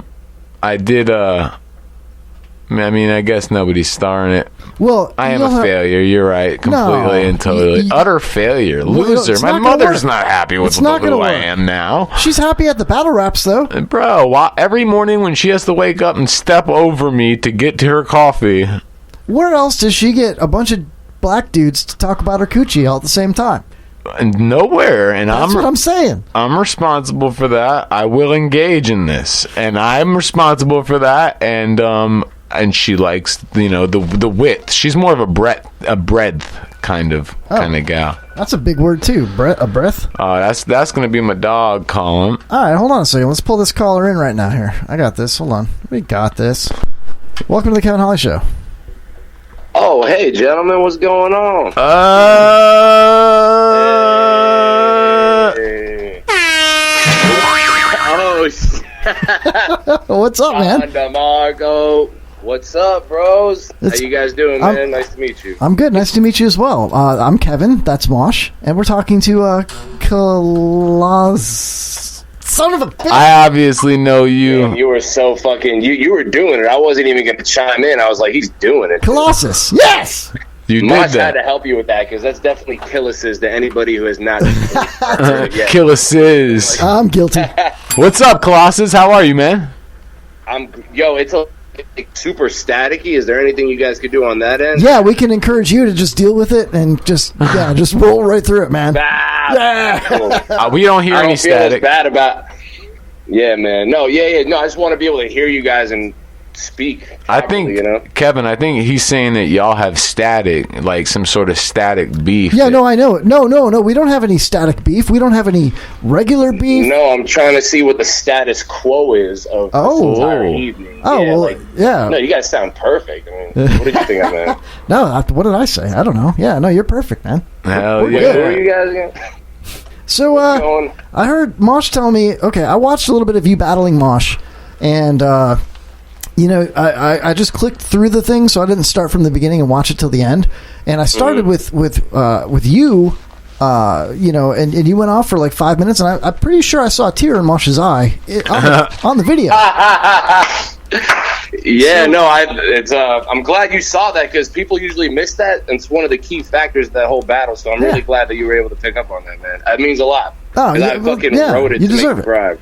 And your sweaty head. Actually, your neck is sweaty. I'm looking at the picture. You were sweaty, and I was like, dude, this dude's way bigger than you. You know. And Mosh said something about his mom being on the stage. I don't know if that's true or not, but if she was, would you? No, my mom wasn't there. But if she was, colossal. Did I say that right? Did I say it right? I think I did. I mean, you didn't, but fuck it, man. You said it right the first time. All right. So would that intimidate you to the point where you would potentially lose the battle because you're like, you got this cloud of doubt in the background, Mosh's mom? Oh, are you asking me if it was a cloud of doubt because his mom might have been there? Yeah, potentially. If my mother was there, would that affect you anyway? Thanks for clearing that up. Oh, no, not at all. Oh, not at all to answer the question, but also, man, when you get a chance, the biggest reaction I've ever gotten out of any battle, 20 battles, true story, real quick, it's hilarious. A kid brought his mom to a battle for real, right? And he never had any battling experience, so he just wanted to battle somebody who was like popular at the time or whatever, which I used to be. I'm not even popular in battle rap anymore. Anyway, he brings his fucking mom to the battle. He brought his whole family. And we were in like the hood. When me and this kid are the only white people in the whole building, I promise you I'm not exaggerating. Now what city? His family. Where were you? Like, you give us a general idea. Oh, yeah. So we're in like the slums of Miami. Where the fuck are we? Like Opalaka, off just one of those numbered streets. Yeah. Kids on bicycles selling crack in people's front yards type shit. Like, we're in the slums. And so anyway, man, kid's fucking whole family shows up looking like Trump supporters and shit. And he goes first, right? And one of his lines is like, I fucked your mom on Skype last night. And as soon as he said that, I'm like, I'm going to burn this fucking kid's soul to the ground. Anyway, my first line is like, y'all like that line? About he's going to fuck my mom on Skype? Yeah? Well, I fucked your mom, and that bitch is here tonight. And, like, it was like... And it was your mom, dude. That wasn't my mom. I seen that clip, man. Actually, no, not... Yeah. I'm just saying, crazy. That was a rookie mistake, but... Well, why do you say it was a rookie mistake? Why do you say that? Did you have to deal with the aftermath after you walked off the stage, or what? How'd it go down?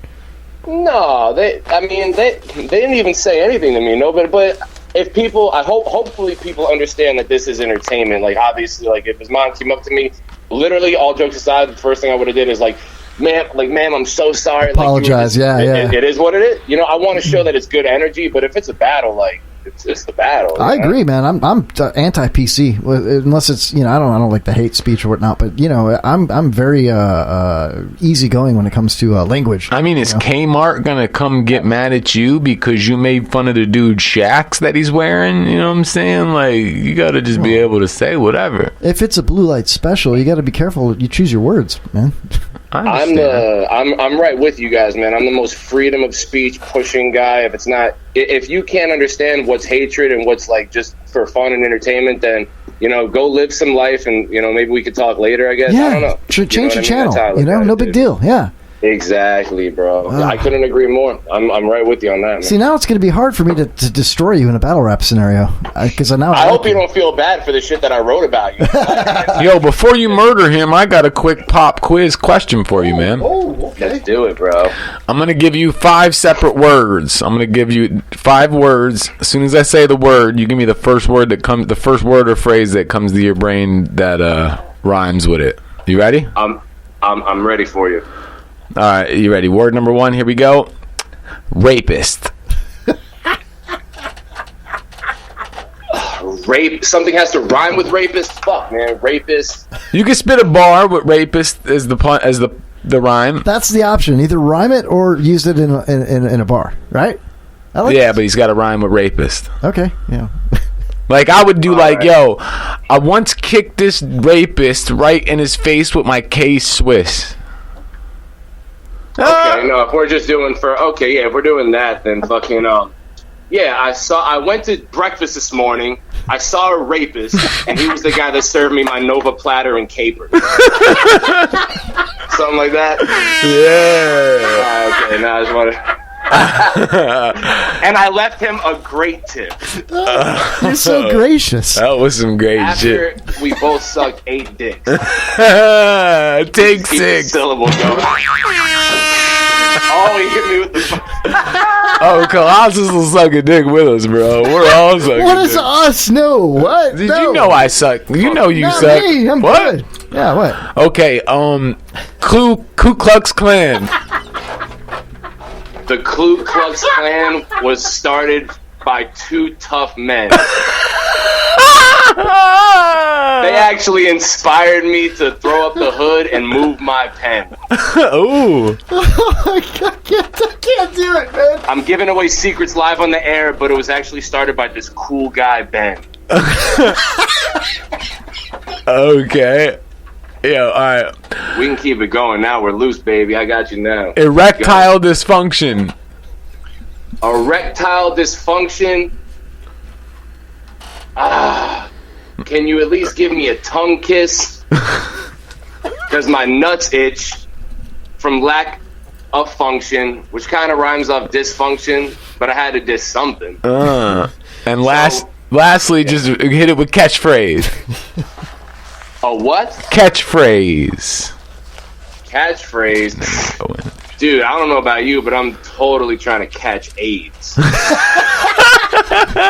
Yes. I mean, that's that craze. Oh, I'm dying, dude. I mean, I feel like you've trapped the poor guy, and he's at the top of the well, dude. He's almost out. Well, he's about to kill us anyway, so I had to just get him. But that was hilarious, man. I love you guys. All jokes aside, man, like the Mosh battle, that's my favorite battle of my fucking life so far. I mean, yeah, it was a great time. One of my favorites too, man. I appreciate you. Look at you guys, man. I love him. That's my dog. Yeah, I fucking love this kid, man. His brother, fucking this motherfucker's my dog for life. You know what I mean? So yeah, I had to come on the show, man. If I fucking lived over there, I'd fucking show up for sure. Hey, Killahsiz. I got it. Yes, sir. You're my 57th favorite interview I've had ever in my life, dude. I'm just kidding. Oh, hey. Christ. Well, I guess first impressions hopefully aren't everything. Goddamn, I got to come back twice. Oh. Nah, you definitely got to come back. That's like your 1000th interview. Well, hey, man. I haven't had 57. I actually had 5. Oh, snap. So 4 of them didn't really count. So he's like negative 1,000. I don't know, man. I just feel like I know. I feel like I know I'm about to get beat down. You know, like if you did something wrong as a kid and your parents were about to ground you, and you knew that when you came home you were going to get grounded, something taken away, your daddy's coming home, something. I feel like that's about to happen. It's like that fear of like the unknown, and you're expecting fear. I mean, dude, I don't know where you're at with it. I could totally fucking, save it for a fucking rainy day. No, bro, kill us, man. Hey, Johnny. Hold on. He's got natural fear. All the lovey-dovey shit. He's on a huge platform. And we'll love each other again. Please tell me Johnny Jones is there, because he's definitely incorporated. See, that's the one thing. Johnny Jones wasn't here, but he knew he was told he was getting roasted. So, right in the group chat. Hey, Killahsiz, just lay them all on us. Pretend that I'm Johnny Jones, and pretend that Mosh is Kevin Hawley. Everybody knows Johnny Jones. Yeah. Every time I say, hopefully, real shit, man. Hopefully, you guys like it, bro. That's all I gotta say. Of course. I already like it. I'm scared. Now that I know you're not fucking PC, I feel way better about what I'm about to say. No, dick fuck. I mean, we try not to curse, but little children, we don't do a lot to them. I guess we're a little bit PC, but Were you being serious about the cursing thing, though? I mean, you can curse a little bit, yeah. I don't actually. Yeah, I don't think I have any curse. All right, cool. All right. It's gonna be full of N-words and it's like I only curse once. This is some dirty stuff, but anyway, man, I'm gonna stop hyping it up. Anyway, we got Moshi, Kevin Hawley, and Johnny Jones.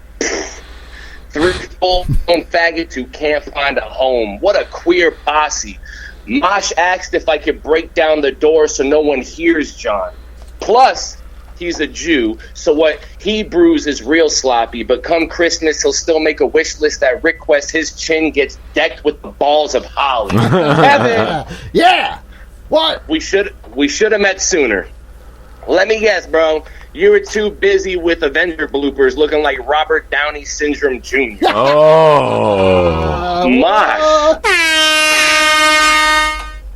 Don't even laugh, Mosh. You look like an underdeveloped character off Mars Attacks, and Kevin looks like Kevin Smith on crack before he had the heart attack. Oh. The thing is, though, your show's actually not that whack, other than that one part where you three chat. What's fact is before calling America home, Johnny Jones wrote on zebras and giraffe necks. He plays guitar, penny snatches, throwing hats in traffic. Excuse my manners, bro. Do you prefer to be called Skinny Hendrix or Lenny Faggots? Oh, whoa! Come on, man. Oh. Kevin, what the fuck is up with that chin? Here we go. Your goatee is OD, homie. You look like a jolly gnome. John Mosh never sleep alone because them bitches get punch drunk and fall asleep in one of Holly's homes. Oh, Holly home. And Kevin, man, I actually read that you're a former naturalist alongside the Anclot River. Oh, Jesus. Kevin, you've been in the closet longer than Anne Frank's sister. Oh. Johnny. What? Johnny, you've ran faster after gazelles for dinner than Mosh's grandparents ran from Hitler. Oh, shit. No, come on, no. I love it. That's pretty good. Kevin, it's Kevin, you're from a little lost town called Schwamberg, which is actually... Kevin is from a lost town called Schwamberg, which is actually the Yiddish word for ball slurp. Schwamberg. Hold up. Last couple lines. Kill it. Johnny builds skateboards and works at Sam Ash. All that African crap, I take all of that back, homie. You're not even half black. Mosh, I don't know if it's the pills or the cough syrup, but Johnny, if you start dropping N-bombs, shit's gonna get awkward. And Kevin has been looking for a healthy, compatible male, but has miserably failed, specifically because he resembles a younger Harvey Keitel, and every cologne he buys under the fine name Hunky Guy Spell has not done his behind well. Mosh loves a nice rail. Johnny's insides are pale. All three of you guys definitely have the face for radio, but not the voices. Oh, well. Damn, bro. Time, baby. Time, baby. That was amazing, bro. I'm so happy you guys loved it, bro. I did it. Bro, who won between him and Viaforo, dude? We gotta have them battle on here now, dude. Oh yeah, you and Viaforo. Who else called in? Your friend Galaxy, right? Galaxy called in, and your friend showed up here. Hayes, yeah. Oh, we gotta have them because they all killed it. We should just all get together and get milkshakes.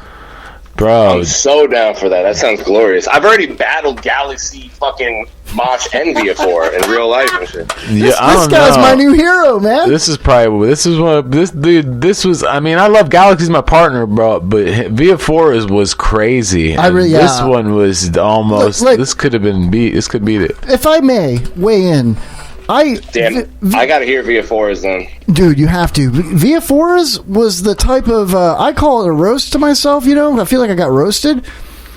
He battled me. I don't know because I don't really battle, so I just got slayed out, man. Can I say slayed out? Yeah, you did. Cool? Yeah, you got killed. Out. Yeah. So Via4's was the kind that I could fall asleep to listening to and laughing my ass off. But this guy, Killahsiz, I got this. Not Colossal. No, it's Killahsiz. So yeah, it's son of a bitch! weird, I got it right the first time. Man, he's messing with you, man. He's messing. I'm not. So anyway, yours was the kind that would give me nightmares. That's what I'm trying to say. You know, and you didn't even wear the mask or the hand or anything. You know what's crazy? That means a lot more to me than like a funny one that you could fall asleep to. Like, because I do want to like. I mean, you guys laughed 1,000 times, so that was pretty much the main purpose. But hell yeah, I didn't want to show up here without my book of knowledge. So I'm like, let me look at this motherfucker's Facebook. So that's why I brought up all the personal stuff. So I love it. You were great about it. Thank you. No, you're really good at how you did it. You did a little research. You had a great delivery. You waited until the laughter was over before your next bar, so we could understand it and hear it. And it was perfectly done, just like Via4 did. You know, these two should totally battle. Oh, I already battled Via4. I'm saying they should do it here. It was pretty good too. I think Killahsiz got him. Yeah. But it was a good battle. Well, what do you got going on in your career right now, in your hip hop career, Killahsiz? So my debut album, which in my opinion is like one of the best. I mean, I love this album just because. Yeah, never mind. Whatever. My album is called Nobody Cares. It's on all major streaming platforms: Spotify, Apple Music, Google Play, whatever you prefer. I'm about to put it up on YouTube too. Tell us about it, man. Tell us about it. And link up with us.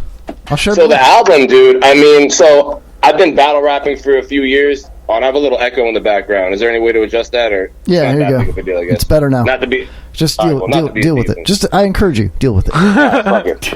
So Nobody Cares, bro. It's I think it's everything. You know what I mean? My whole thing is like, I feel like I really have a story. You know what I mean? I have something to say. I've been wanting to do it forever. The album, I don't even know what to say about it because it's very real. There's other tracks where I'm just losing my mind lyrically. I'm taking you through a ton of different sounds. What I'm doing with the pen, you know, because I come from the battle rap world, I mean, I'm on the phone with Mosh, who does never, ever will get the credit he deserves, but he's arguably the craziest writer. I don't even care if he's my friend or not. Like, he's arguably the craziest writer. No, please, I have to say it. He's arguably the craziest writer in the fucking universe. Like, he's that crazy with it. Anybody who's really listening. So anyway, I say that because my pen comes from battle rap, so there's tracks where I'm losing my mind. I have like a banger, you know what I mean? Thanks, man. And I heard some of the tracks, and they were hits. And if we got to get you to put like 2 5 stacks into a video, bro, you'd blow because those are definitely hits. By the way, in case you didn't know, you just heard Killahsiz, Killahsiz, and he is one of the #1 battle rappers in Florida right now. But yeah, I heard a couple of the tracks that you had posted from the YouTube channel, and they were dope. The freestyle you just posted too was dope. Yeah, man, thank you. So that was the So Brooklyn. Basically, I'm after I get off the phone with you guys, I'm gonna go over to it's like a little after party studio pop-up thing. So basically, man, I'm just trying to plant myself everywhere. You know what I mean? At Killahsiz 954 everywhere. And then I'm sorry, one last thing about the album. No, too late. Sorry, I gotta go. I'm just kidding. I don't want to go on. Please cut me off because I could go on a fucking rambling tangent. No, I'll cut you. Yeah. Yeah, right. No, but anyway. Vatos loco. The way I feel about the album, man. The only thing I could ask, it's only like 40 minutes, but I really ask that people listen from the very first song to the last song because it tells a story. It brings you from a start to a finish, and that's how I designed it. Like where do you find project. it? Whoa, we got King Diamond. Where do you find the song, the music? Queensryche. Dude, it's everywhere, man. Spotify, Apple Play, that shit it's literally everywhere. And the name of it again? It's called Nobody Cares. Nobody Cares by Killahsiz. Killahsiz, let me ask you real quick before you take off here.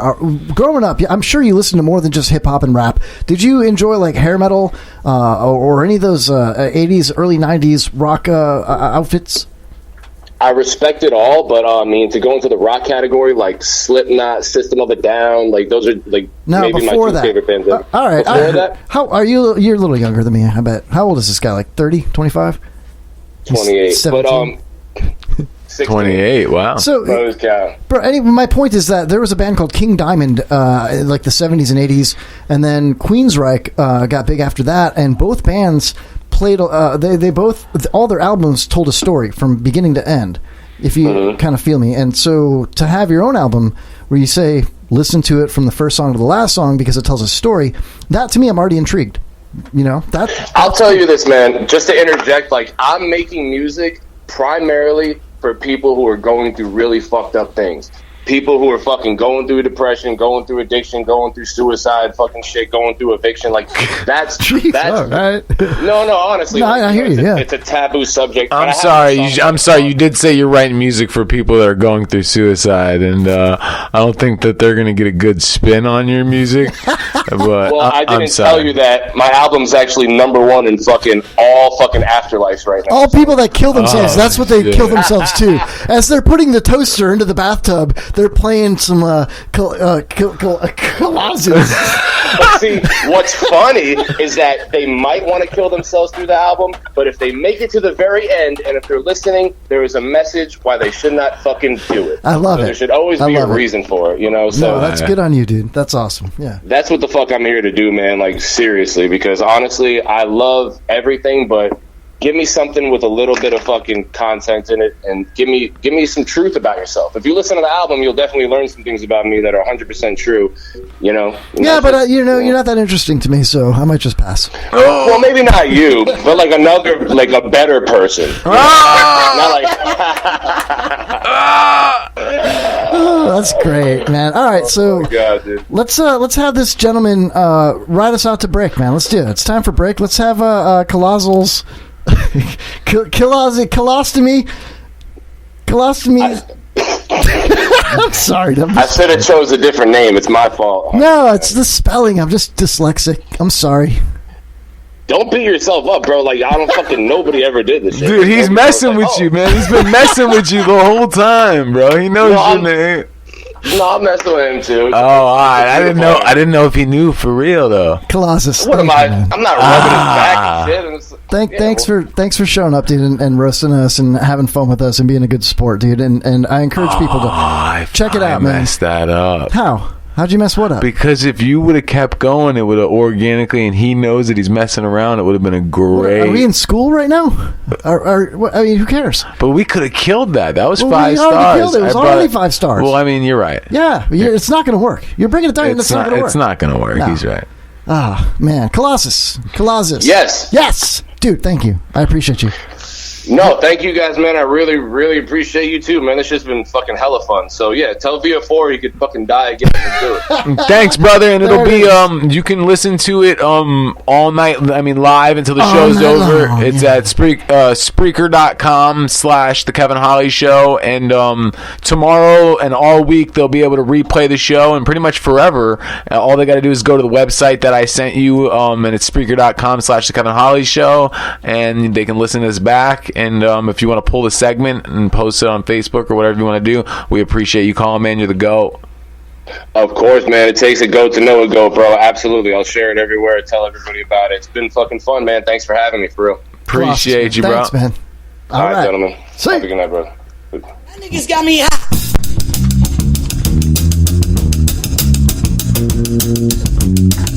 Oh, this might not be the best choice of sing along. songs. Niggas got me hot. This is Anderson .Paak. Love this guy, man. Anderson .Paak. 2 A's and a dot. Just saying. Hey, well, that's exactly what the nigga came on. I know he drops N-bombs, but we all listen to that. You take your shots from the phone. I'ma meet you at your front door. So hard to be doing what you really meant and the Free Nationals. Oh, Anderson Pie. But don't I make it look easy? take a break, Don't I man. make it look good? Hey, you drink up all my liquor. Come on, what I'm supposed to do now? And you talking all that shit. Come on, you gon' have to back it up. If I get too high now, sugar, come on, I might never come down. You might not ever come down. Nah, I wanna get down. Help me out now. Nah, I wanna get down. Help me out now. You might not ever come down. Nah, I wanna get down. You might never come down. It took too long to get this high off the ground. Say, can't beat it with the big bad dough. Can't see it with this bitch black. Put your brains on. Let me get these bitches off. Let me get the full scope. Full screen HD. Let me pull it to the picture. Let me holla at the pre-show. Cool beans, that's a whole lot of reefer. Let me help you with the pre-roll. You drink up all my liquor, come on, what I'm supposed to do now? And you talking all that shit, now come on, you gon' have to back it up. If I get too high now, sugar, come on, I might never come down. You might not ever come down, nah, let me get down. Let me out now, you might not ever come down, nah, I wanna get down. Come on, you might. Now, let me get down. Do you see what's happening? You might never come down. It took too long to get this high off the ground. Don't run, just stay up one more time now. You might never come down. It took too long to get this high off the ground. Hey, make the funky for me. Hey. Yes, Lord.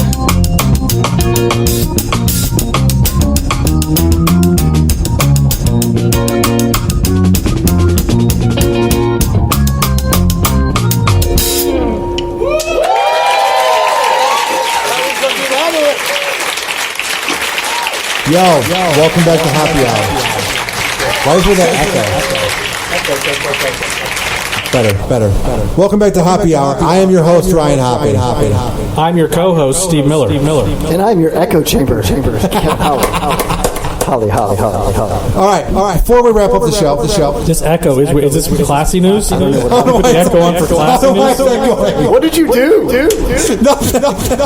Let me out of here. Look, I don't know a lot about radio, and I'm the radio engineer, but you did something. Did you step on something? You said I did nothing, and that's a lie. Steve, this is where Hoppy kills us. Yeah, this is the sound of the bottom of the well. Let us go. What is this? I'm the ghost of radio past. Hoppy, stop trying. What if there's no echo for the listeners and it's just in our headphones? That would be very depressing. We would all sound like we were on a buttload of mescaline right now. Doesn't this sound weird? No, it sounds fine. Do you put mescaline in your butt? Yes, it's quicker absorption rate. Yeah, like a suppository, right? Yeah. Mescaline in my butt and popsicle in my mouth. Don't mess them up. I like this guy. Very sticky. Could you imagine doing a radio show like this? We're just going for 4 hours. You are right now. Yeah. We don't need to imagine it. We're living it. I like that you're making no effort to correct the echo. We're just. Do that. We're just full steam ahead, echoing on. Well, I don't know if it's echoing onto the show or not. We'll find out afterwards. That's a good time to find out. Let's not figure out the problem now. How long is this show, dude? Well, it's going on an hour, so we can just end it soon. That's a beautiful dismount. We're going to put a button on it. That's what Steve said at the porn shop. Oh, dude, my laughs get even more laughs with the echo. I love it. We're killing. Wow. I feel like our show is going great. 4 people. Represents my life. Like, he just represents us having a good show. Can somebody in the Facebook thing say if it's echoing or not? No. Facebook Live's different. So for people watching, they have no idea what we're talking about. Oh, good. Even better. I don't know what to make of what's happening right now. I'm going to be honest with you. I feel like I'm in a time warp. I feel like the train is on the tracks, Hoppy is the conductor, and he stopped giving a fuck. I don't know what to do. I feel like this is the Willy Wonka scene with Gene Wilder, and you're at the tip of the boat, and it's going down the thing, and it's getting faster and faster, and you're losing it more and more, and I'm very uncomfortable. Because I don't even know if this is really a podcast or a radio show anymore. This could just be a panic attack. I could just be having a panic attack. Maybe took some acid. Yeah. Holy fuck, this is weird. If I was on acid, I couldn't handle this. You're right next to me and you're 7'5", but you're shorter than me somehow, so that's fucking with my mind already. Because I know you're taller than me, but I look over and you're shorter than me. It's echoing through the monitor as well. Oh, good. I don't know what happened. But now it's echoing. Now I got to fix stuff for my show tomorrow night. Thanks, Hoppy. I ruined everything. Don't worry about it, Kevin. I didn't do anything. It just happens. Got a bad case of the echo. I'm going to do 3 hours of just like meditation tomorrow night. Breathe in. Breathe out. Right now, you should be here. It'll be okay. With us. Everything will work out. Send your money to Hoppy Hour, P.O. Box. RyanHoppyRadio@gmail.com. Kill him. Sounds like a plan. Moonshine. Where is the show next month with Mike Kelta? December 15th. Mahaffey Theater. A few tickets still available. We're going to sell you the whole seat, but you'll only need the edge. Dennis Anderson's Gravedigger. Friday. Race fans, hot rodders, rednecks. First 5,000 kids in the door get a free rebel flag. Go to theboneonline.com for tickets. It'll knock your socks off. It'll be the best show of the year. Mike Calta, Not So Live gig, number 3. Today, I consider myself the luckiest man on the face of the earth. This is the weirdest technical difficulties ever. All right, this has been Happy Hour. What a way to end. We're doing so well. Then we just crash into the finish line. It's about right. I think this is the appropriate way to end. Thank you for listening. If you even reach this part, ask not what you can do for Happy Hour. Ask what Happy Hour can do for you. Perfect. This has been Happy Hour. I am signing off. Bye. Happy Hour. Happy. You are listening to the Kevin Holly Show. The Kevin Holly Show. The Kevin Holly Show. As a resident of Miami-Dade County, it is your right to know the names and likenesses of sex offenders living in your area. As a public service, we have created this videotape so that you and your friends and family can stay aware, stay safe, and maybe even have a little fun. Enjoy.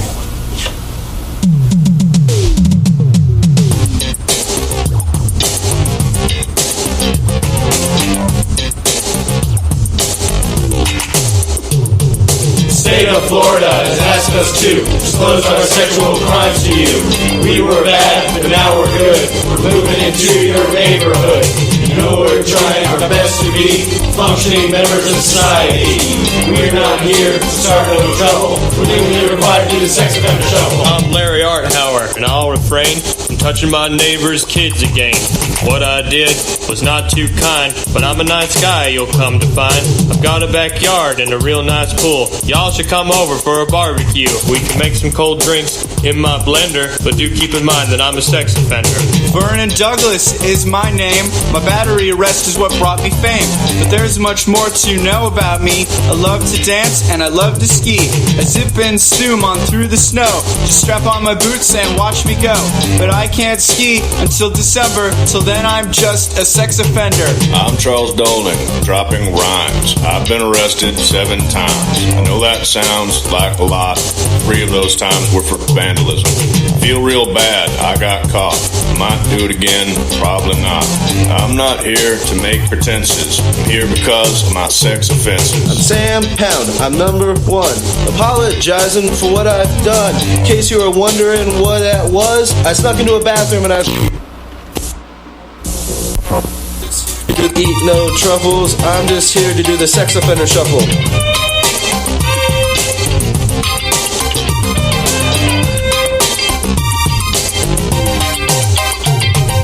Hey everybody, I'm Laura Hughes, proving girls can do it too.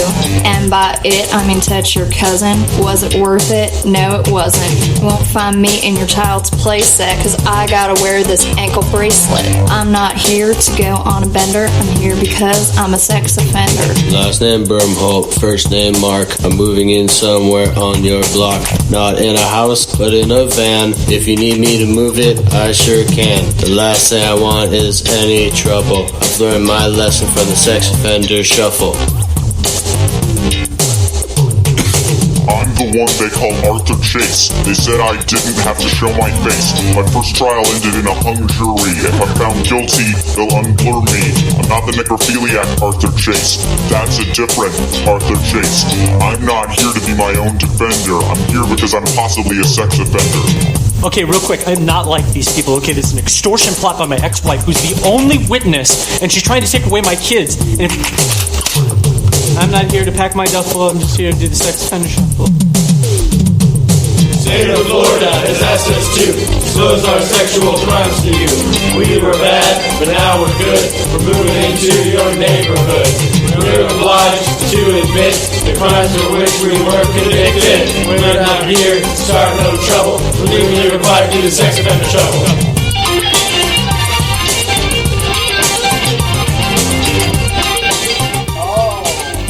Oh, all right, everybody. Welcome back to the final segment of the Kevin Holly Show. It's me and you and Mosh Jelton. What's up, dude? Hey. So, third hour, my favorite hour.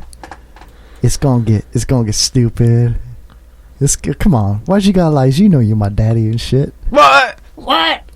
It's about to get silly. I believe Stand Down Deo is in the chat room under the guise of Open Mic Live. I know that there's no way it's actually Mike Tyree, because A, nobody sees Mike Tyree. You can't see him. Can't even see his sleeves, man. Like John Cena. Yeah. I got the underwear of Jericho, by the way. How they taste? I don't know. I do have them, and I got a pair of his socks too. You want his socks? Do I want Chris Jericho's socks? I think you do.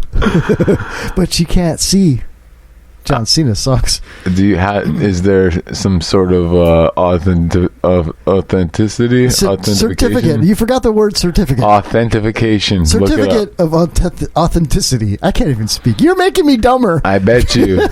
Every word you've looked up, authentication is a word. I'm not disagreeing with you. I'm saying you left out the word certificate and then the word of. Certificate? Yeah, that too. Or that. There's an R in the middle of that, man. Oh, yeah? Spell it. C-E-R-T-E-R. No. C-E-R-T-E-R.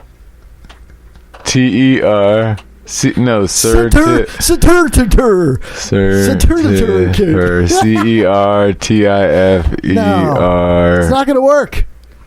It's not working. Bro, I just spelt that right. Watch. Type this in right here. You said spelt. How can you say you spelt something right?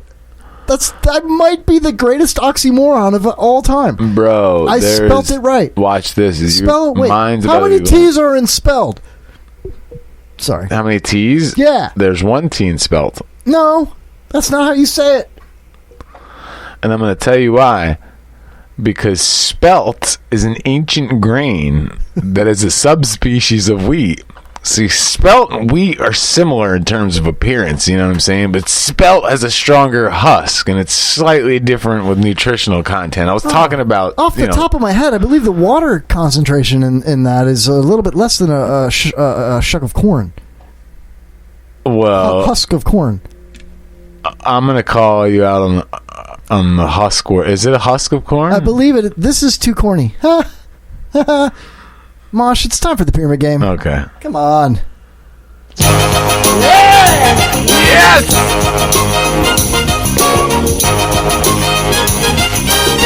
Ladies and gentlemen, it's time for the pyramid game on the Kevin Holly Show.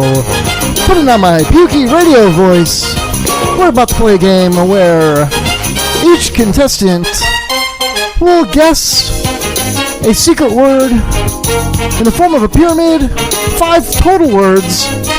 You get all 5 right, they might have something to do with each other. Guess that potential theme, get an extra point. You get 30 seconds on the board. Mosh, do you want to guess first or do you want to spit first? I will spit first. All right. I'll be guessing, and I've got 30 seconds on the board. Oh, man. Anything on the clock? Yeah, about to be. Clock dudes mode?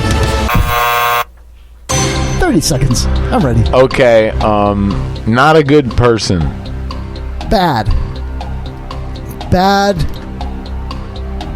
person. Bad hombre. Man, another name for man. Bad human. Garbage human. Man, another name for man. Casual name. Dude. Bad dude. That's it. Bad dude. Got it. Oh, all right. I'm with you here. 30 seconds on the board. I got one.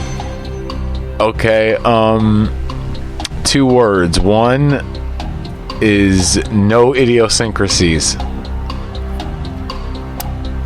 No idiosyncrasies? Linear. Straight. Okay, second word, sharp. Blade. Knife. Sharp blade.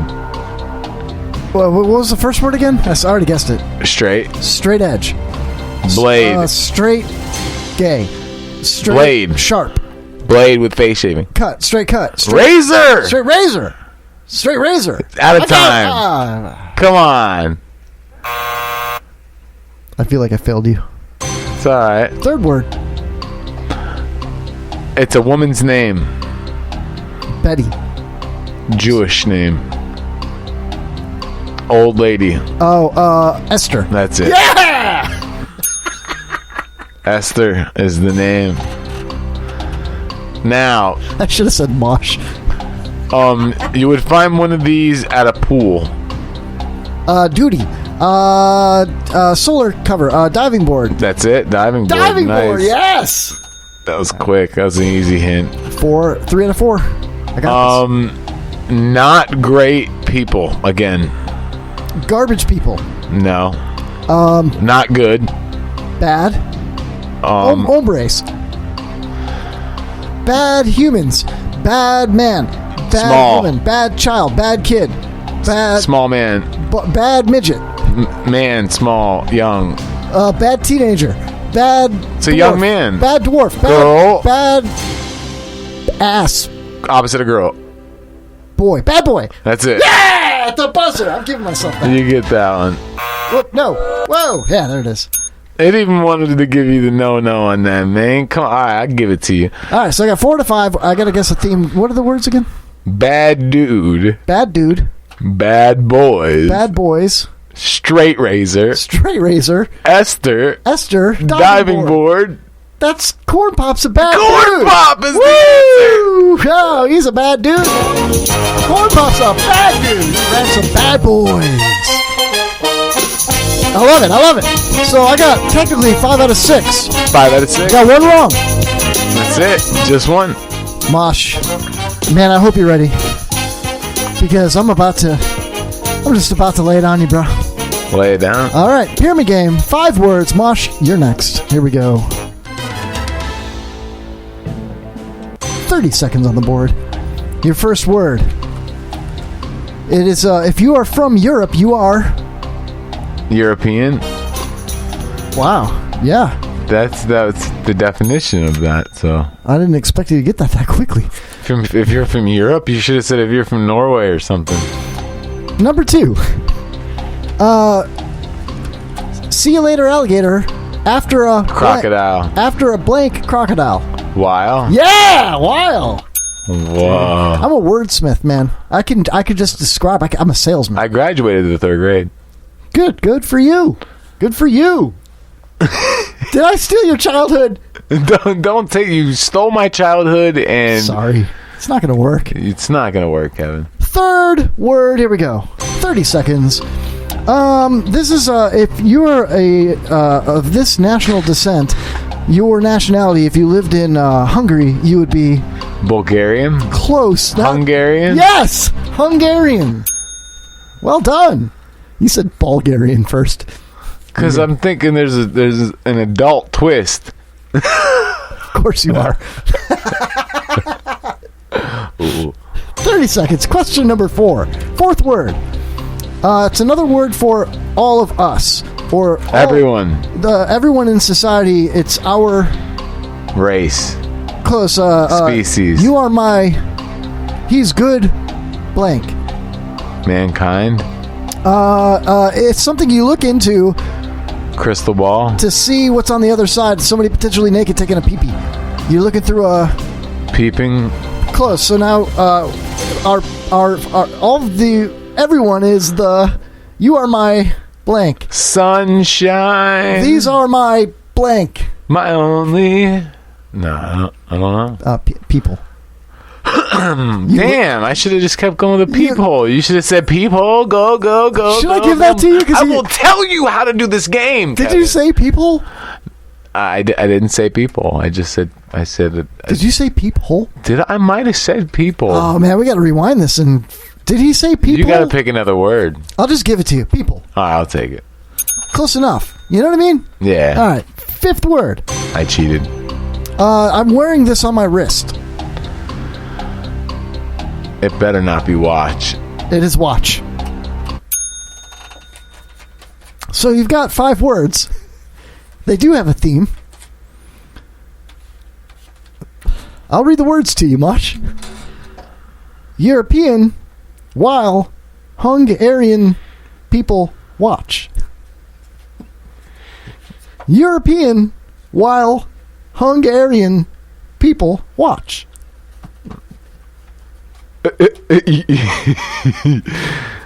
You did all those 3rd grade. We did the whole thing, and then I'm sorry. You're European, while Hungarian people watch. What's the theme, Mosh? The theme is that these are all things that. The theme is that I'm a Hungarian. No, European. While Hungarian people watch. These are all things that Mosh did in prison, everybody. European while Hungarian people watch. Well done, Mosh. You got 5 out of 6. We're tied. Luckily for you, I've got your opportunity to double down on a bonus 5 words. Oh, you ready, Mosh? Snake. Come on. I am ready. All right, you got this, man. 30 seconds on the board. Word number 1, we're going to go fast. Lightning round. It's a doctor that I had. He was actually my orthodontist in high school. I don't expect you to know his name. However, I think I can communicate what his name is. It's 2 words, but they're put together as one. It's his last name. First part, you feed this to cows and horses. Hey? Yes. Second part, you belong in a psycho blank. Ward? Yes. So his doctor... Dr. Hayward. Dr. Hayward! Woo! Look at that! Good job, Mosh. We're a team, dude. Oh, man. 30 seconds. Question 2. Of your heritage, one... Jablomi. What? No. Oh. One would call you this if they were talking about your religion and your heritage. A Jew? Yes, Jew. What's my religion? That's the question. What's your religion? Yeah, good job, Mosh. Well done. I'm so good at this. I can't believe how good we're a team. All right. Now, question number 3. It's a nickname for Joe Biden. It's a moniker. It's like a corn pop. No, it's like a surname. It's blank Joe Biden, not creepy Joe Biden, not Uncle Joe Biden. It's weepy. No, I want to put my hands. Creepy. I want to put my hands on you. Steepy. What do I do if I put my hand on you? What am I doing to you? Am I touchy? Yes, touchy. I thought it was going to be sleepy. You said touchy, perfectly. Touchy. Yeah, say it again. Touchy. 4th word. 2 words. What? What? 2. That was not. It's not going to work. 2 words. When Chef Mike wants to put this nuts. Yeah. What is it? 2 words. These nuts. Yeah. These nuts. Good job, Mosh. All right. 5th word. You're 4 out of 4. Here we go. 30 seconds. It's not tomorrow. It's. Oh my God. What? It better not be today. Nope. But if it's today, but it's in the evening, it's not today. It's. Oh my God. What's the? I know what it is. The number before 3 is. I'm just gonna let the clock. It's tonight. Yeah. I'm just gonna let the clock roll down, wasting time. But I was like, you know what? I'm the GOAT. So you got all 5, and there is indeed a theme. Technically, you've already won because you got 5 out of 5. Well, I want to guess the theme now. Will you read me back the words? Of course. We've got Hayward, Jew, touchy, these nuts, tonight. Okay, the theme is what prisoners used to say to me when I was in prison. Nope. Hayward, Jew, touchy, these nuts, tonight. That's what my prison cellmate says to me. No. I'm asking you. Hayward, Jew, touchy these nuts tonight. Yes, I will. Yeah! A big winner, everybody. Mosh Shelton. You totally can touch these nuts tonight. I kind of want to. Oh, what a long way to go for that. But I enjoyed playing with you. You are the big winner tonight. I enjoyed you playing with me. Why are you gonna make it? I don't know. It's fine. It's cool. It's okay. It's fine. Stop. You know what you do when you keep doing that? He can't sit down. He's got a burning in his butthole. He's got a fire. He's got a flame coming out of his butthole. God's going to have a flame coming out of your butthole. You're going to have a flame coming out of your butthole. He should be the next battle rapper, dude. Yo, I'm saying that. I'm writing that down right now. Yo, what, bro? What's up, bro? You're going to have a flame coming out of your butthole. Fuck no. Yeah, I'm going to get somebody like that. So, listen, we talked to Killahsiz tonight. He was badass. Yeah. Stand-up dude. Love him. Yeah. Great guy. I'm impressed. Made me laugh really hard. Really did. I was on the floor. I literally got down on the floor, so I was so far away from the microphone, and I was cackling, laughing. Much like the chickens. Much like a chicken. Much like what he... No, I'm just kidding. Not a chicken Were at you all. guffawing? A little bit. Yeah. Yeah, you like the usage of that. I like that. It's like your favorite bird, the swallow. Caw. So anyway, I'm thinking about him in our conversation that we had with him, and I remember him saying that his new record that's coming out is called Nobody Cares, right? Right. And he mentioned that you have to listen to it from the beginning to the end to get the full story that it tells. And then it triggered my mind, and I thought of King Diamond and Queensryche. Okay. Tesla's playing tonight. Spicoli's at the concert tonight. Queensryche is from the same time era. Do you remember Queensryche, Mosh? I've heard of them. They were a band that somebody told me to look up. I know Smiling Next to You in Silent Lucidity, or so whatever he said. Wow, that's beautiful. I know a little bit the voice about of an angel. Yeah. I try. See the mullet on Jeff Tate, spelled Geoff? His name is Jeff Tate? Yeah. You can't... Oh, okay. Yeah. So, I'm going to play you we're going to play a little game here, Mosh. I'm going to play you a little bit of Queensryche.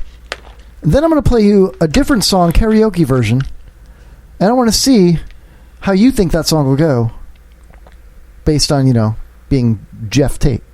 Okay. You good with that? Sure. All right, here we go. This is Jet City Woman. I believe this is a song about him traveling, and there's this one woman that reminds the airport. Every time he goes to that airport, there's this this Jet City Woman. It's a really it's kind of cheesy. Okay. But it's a good example of Queensryche's music. It's a big hit. Yeah. 6 million, almost 7 million views. Look at that mullet, those leather pants, Mosh. I know you want to wear leather pants, dude. I mean, because, ladies and gentlemen, he told me that, I would. Oh, I'll skip ahead. Here we go.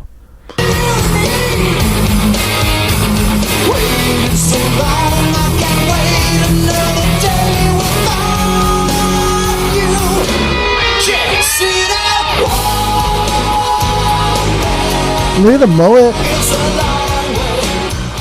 They're like not glam rock, but they're like still like hair metal sort of, right?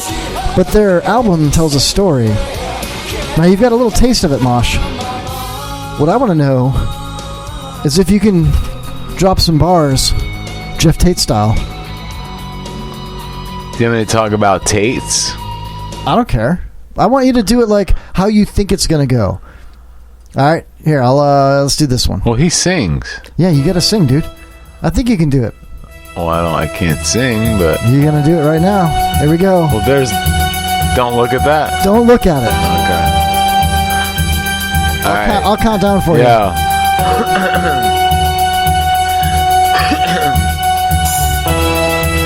Sounds like the beginning of like a circus. Like, what's about to happen here?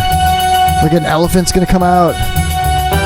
I have no idea what this dude, how he would sound or what he would say. You just heard me. He's like, Jet City Woman! And you heard, Silent Lucidity. There you go. I was coming to your house.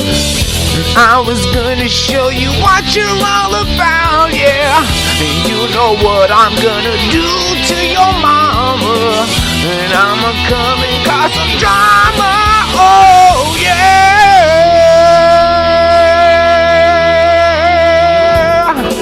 Something like that? I'm without words, bro. I mean, that sounds like what you would do. That was magical. I try. It's about the best gosh darn thing I've ever heard in my life. I mean, thank you. Will you do it again? I can't wait to listen to that back. I can't wait to hear you do it again. I'll do it again, yeah. Give me another example of him because I was just singing random. I thought that was what he sounded like. Is that what he sounded like? Oh, it was perfect. No. That's exactly how. Do you want to hear it? Do you want to hear how it actually sounds? I can do that. Yeah, I'll check out how he sounds one more time, and I'll try to, because I'm good at like doing Kurt Cobain's. I won't even ask you to do that. But I will play the same song for you here. I only do his on Here's Saturdays. Jeff Tate. This is the official video. You get to see his mullet and leather pants. Of course, I don't have a red tube, so we have to wait for this 5-second commercial. Red tube? That sounds like sounds YouTube like red. What'd I say? A red tube sounds like a dog boner. No, YouTube red. That's what I said. Yeah. You said red tube. No, I don't think I said that. I think. Oh, that's a porn site. No, I don't think so. A gay porn site.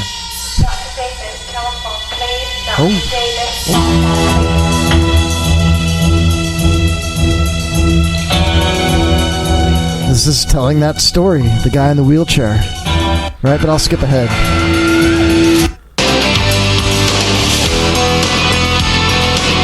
This is what you just sang, Mosh. Hold on. I gotta, they're not even singing right now. Here. No. There. Oh my God.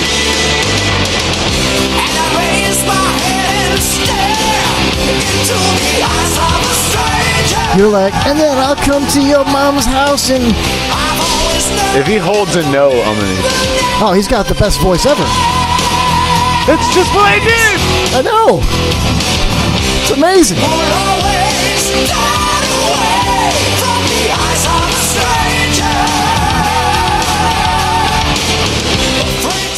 See? Bro, I just did the same exact song off the top of my head, never even listening to that song, with a couple lyrics that were interchangeable. Let's see if you could do Pantera. I gotta know. I don't know. Come on. That's probably a hard band. Give me a listen first. All right. Here we go. Reinventing Hell. Okay, it sounds nice. He's gonna have a deep voice, isn't he? That's like a roar, I think. Yeah. Of course, I play the only one where he's melodic. Is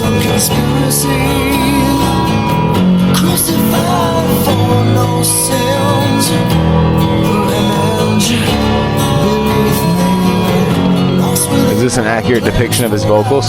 But only the melodic parts, man. It's supposed to be melodic. Like, I picked the wrong one, man. It's more like, oh, I'll skip ahead here. Here it comes. Wait for it.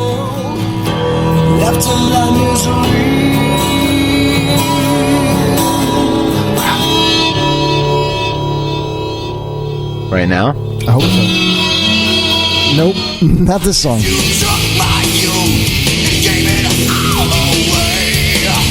Okay. All right, man. If you think you can handle it, we'll put you on the spot. Here's a little bit of Mosh Jelton Pantera karaoke. Yeah, but I don't know what he's saying either. You don't need to. You got to make up your own shit like you just did. Come on, man. You got this. Okay. Come on, rap boy. Yeah, right. Okay. All right, here we go. Wait, you can look at the line. I don't want to look at the line. It's almost there. Okay. Oh, yeah. I know he's coming in. He goes, yeah. Got a couple chicks coming to my house, and I'ma tell them all what they all about. Got a couple chicks sitting on the train, got a bunch of energy I need to drain. Yeah, so I'm coming to your crib, and I run up in your crib with a gun up to your hip, put another to your chick. I don't give up about nothing in the shit, cause I run up on your bitch and I'm gunning to the... Something like that. It's gotta be close. I thought it was a little more rappy than Pantera, but I liked it though. The second part. Here you go. Yeah, your girl is butt naked at my house. Yeah, your boyfriend is also butt naked at my house. Yeah, I got your girlfriend and your boyfriend, and they're both butt naked at my house. Oh, I just had a whole orgasm. It's got to sound something like that. That was pretty close, yeah. Are you okay, dude? Yeah. That was so awesome, dude. Dude, I should make a video and be dead serious and write a song like that. I'm gonna write a song like that tonight. They just said, yeah, you're going all Axl, then you went Red Hot Chili Peppers, then you're not your STP, ended with Primus. I'm trying. I don't know. No, that's great, man. I get Chili Peppers. Or go California for something about mellow. How does that go again, dude? You got to think of some random 2-syllable word. We're doing it again, dude. I don't care what everybody says. We're doing it again. This is the last one. What was the song again? I forgot. It was a Californication. No. I know a lot of the Chili Peppers, so you're gonna have to pick one that I don't know. No, the one that was like, you're all, remember you were all like, ooh, remember that?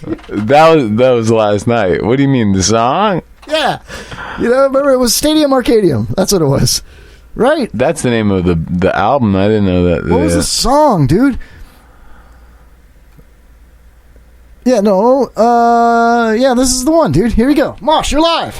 Watch football. No, don't watch football. I don't know this song. No, you do know this song. I'm putting you on the spot. It'll come to you. I know it'll come to you. Gator. Oh, for Christ's sake, I need RedTube.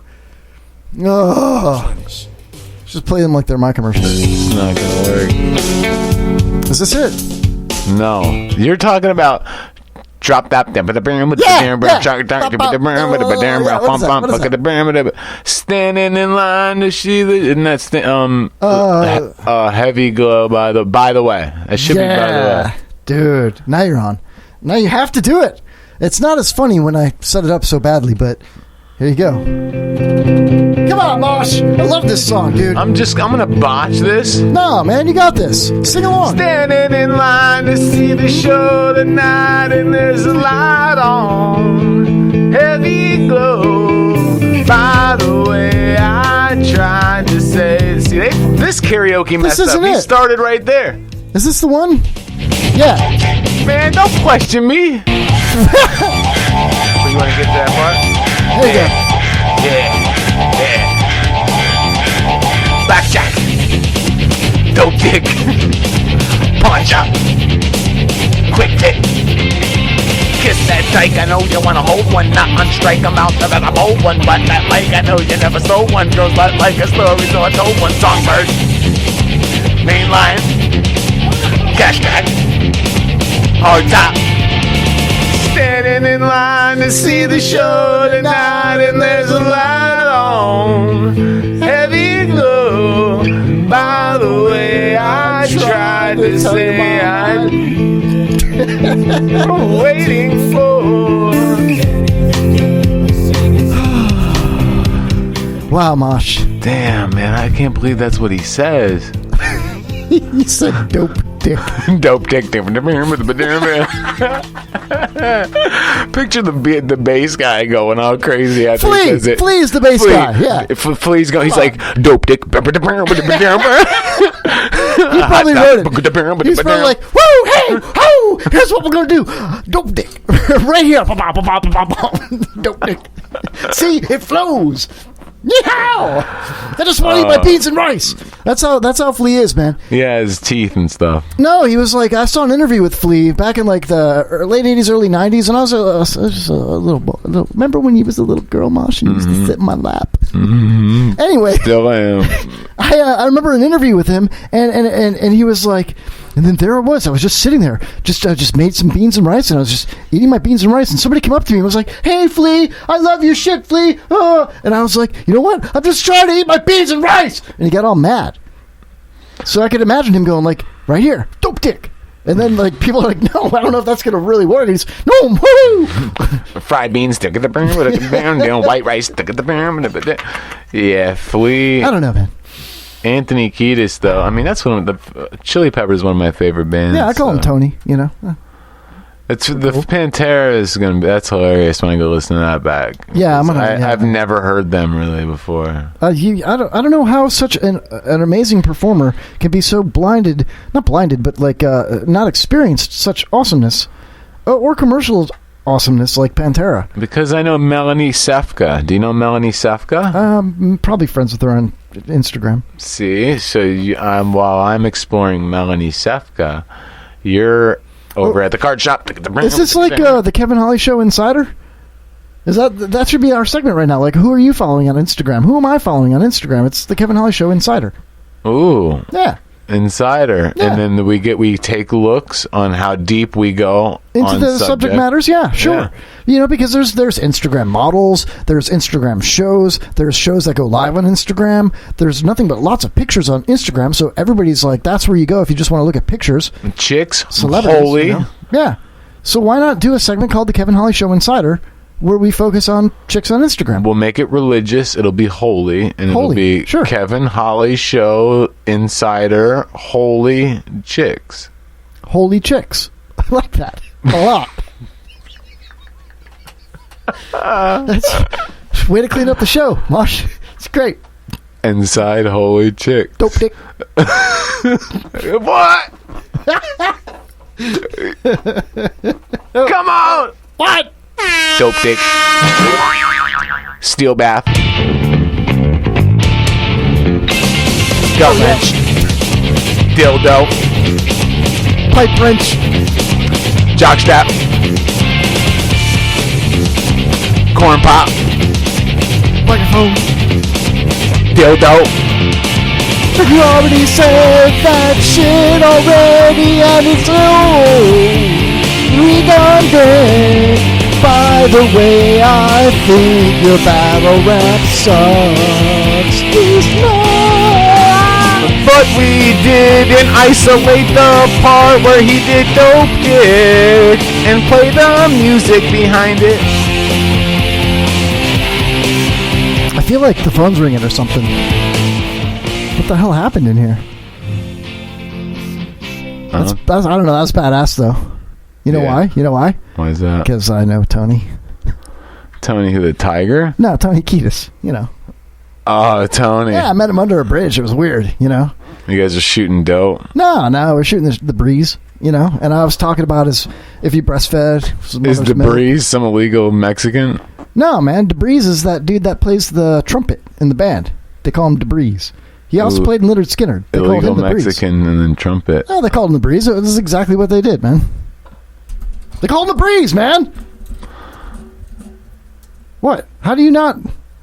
I'm not familiar about it.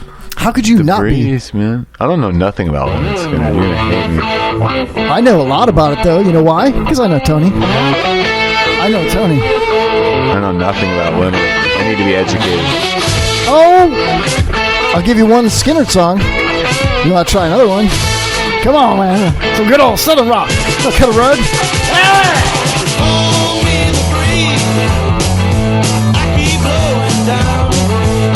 They call Mosh the Breeze. So this is the epitome of classic rock. Yeah, Southern classic rock. Southern. Mosh keeps blowing down the road. Yeah, I know you do. That's how we met. Come on. Did he say I won't marry me no hoe? That's what it sounded like. I might be wrong. I've never dissected this song before, but I'm pretty sure I heard him say I won't marry me no hoe. Listen.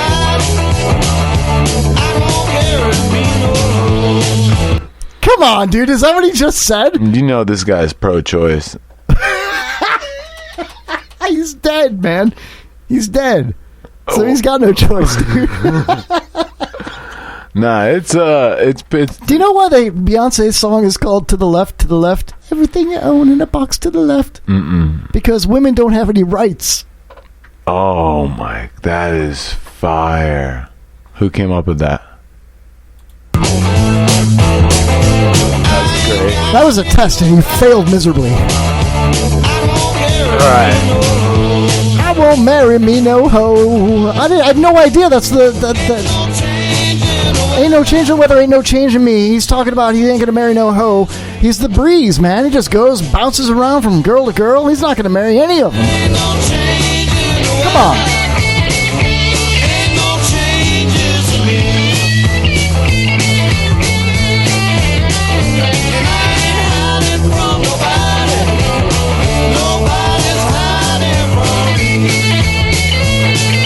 Dude, I want to be the Breeze, man. I got a tattoo from a guy named Mr. Breeze once.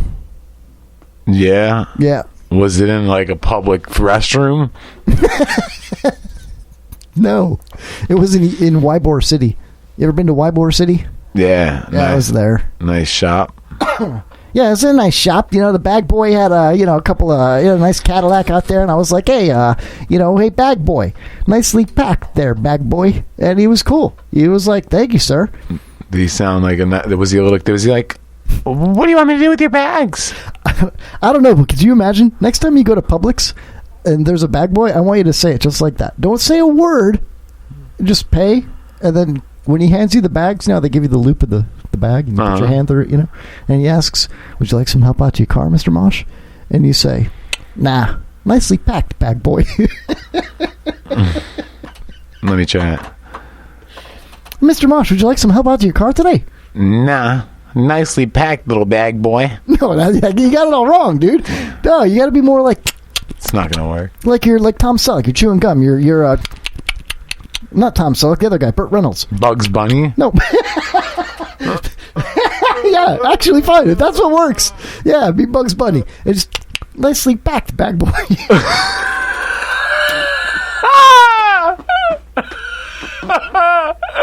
That is Bugs Bunny, man. Yeah, just it's Bugs Bunny, man. I know I've done well when I get Mosh to the point where he's laughing so hard that he's just like, that's Bugs Bunny, man. You just aged like 30 years. That's Bugs Bunny, man. You just turned into an old Tommy Chong. Oh, man. I'm going to get the words out unimpeded by my laughter. But you sound That was definitely Bugs Bunny. Hey, man, it's all right, Doc. It's okay. No, there's no Doc. It's a bag boy. Just tell him. Joe Pesci eating a carrot. Yeah, nicely packed, bag boy. I got this from here. Nicely packed. Nicely packed, bag boy. You'll be arrested so fast. Don't. It's abort mission, dude. Abort. Don't do it. Why we got to abort mission, bro? I'm just saying, man. Yeah, and you starred in a straight porn called Missionary Impossible. You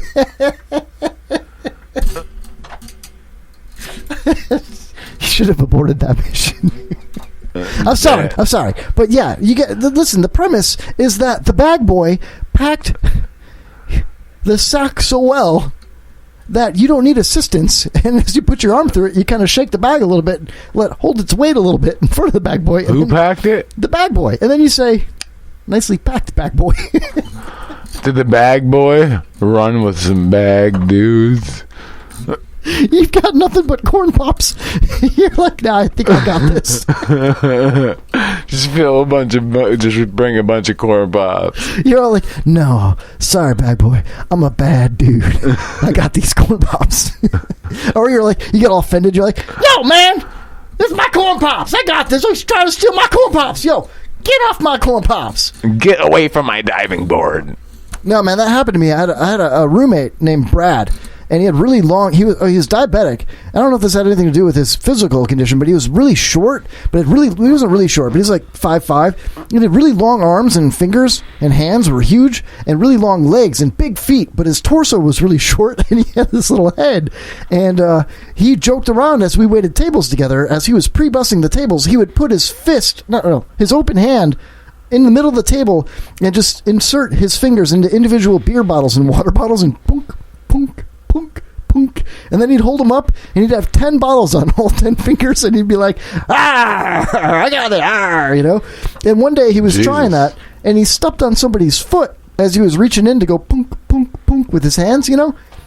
And he stepped on this dude's foot, and the dude jumped up, and he like pulled his foot away real quick, and he was like, yo, man, get off my dogs.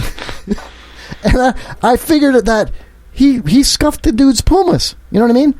Yeah. And he said, get off my dogs, like that. So I think that there might be something to be said about it. I had a similar experience with my boy and 10 girls, and I had my fingers in there. Well, you know what happened. I don't know. I don't know if you got the reach for that, dude. Bro, I don't know how in depth I want to get. I want to get at least, 2 finger lengths in depth. I think we're going off on a tangent here, Mosh. I think I lost my train of thought. Yeah, what I was saying was I'll take a finger up to the first knuckle in my butt, and that's as far as I'll go. But yeah, if she's gonna put, she or he, depending on, well, whatever the future brings, but one knuckle up to the first knuckle in the butthole, wiggling around. Just be careful. How are we on time, Mosh? We're I'm looking at the chat room, and Nitwood says Kevin will talk through the top of the hour again this week. I would never step on John LeBang's toes like that. 10:54. I was gonna do a bit called "What Would Johnny Jones Say," and I pulled some audio of Johnny Jones saying things like "Word." Oh, bro, how could I possibly forget that? Ladies and gentlemen, it's beyond time for a Mosh's moment, dude. Oh, it's about to go. Yeah, here we go. All right, here we go. Mosh's moment time. Should have saved him. On the Kevin Holly Show, this is another Mosh moment. Oh, I got a good one. Do you really though? I think you do, man, because I got him. Okay, so I encourage people to drop like a voicemail, a text message, a voice clip through Facebook Messenger or any social media. Interact with the show in that respect. But specifically Mosh, I wanted to do like a segment idea where Mosh just has these moments, where he thinks of things and he just does his things. And you've been peppering me with these moments, dude. I don't know why I can't find it, dude. Who did you send it to? Johnny Jones or? You're probably looking at the three-way messaging, bro. It's not going to work, Kevin. I mean, it should work. You sent it. Did you text them to me? Come on! No, I sent them through Messenger. I don't know why they're not here. It says moment by a line. I know. I saw them earlier. I played. Oh, here we go. John LeBang's in. As I was sitting here going through life struggles, just to remember, Corn Pop was a bad dude.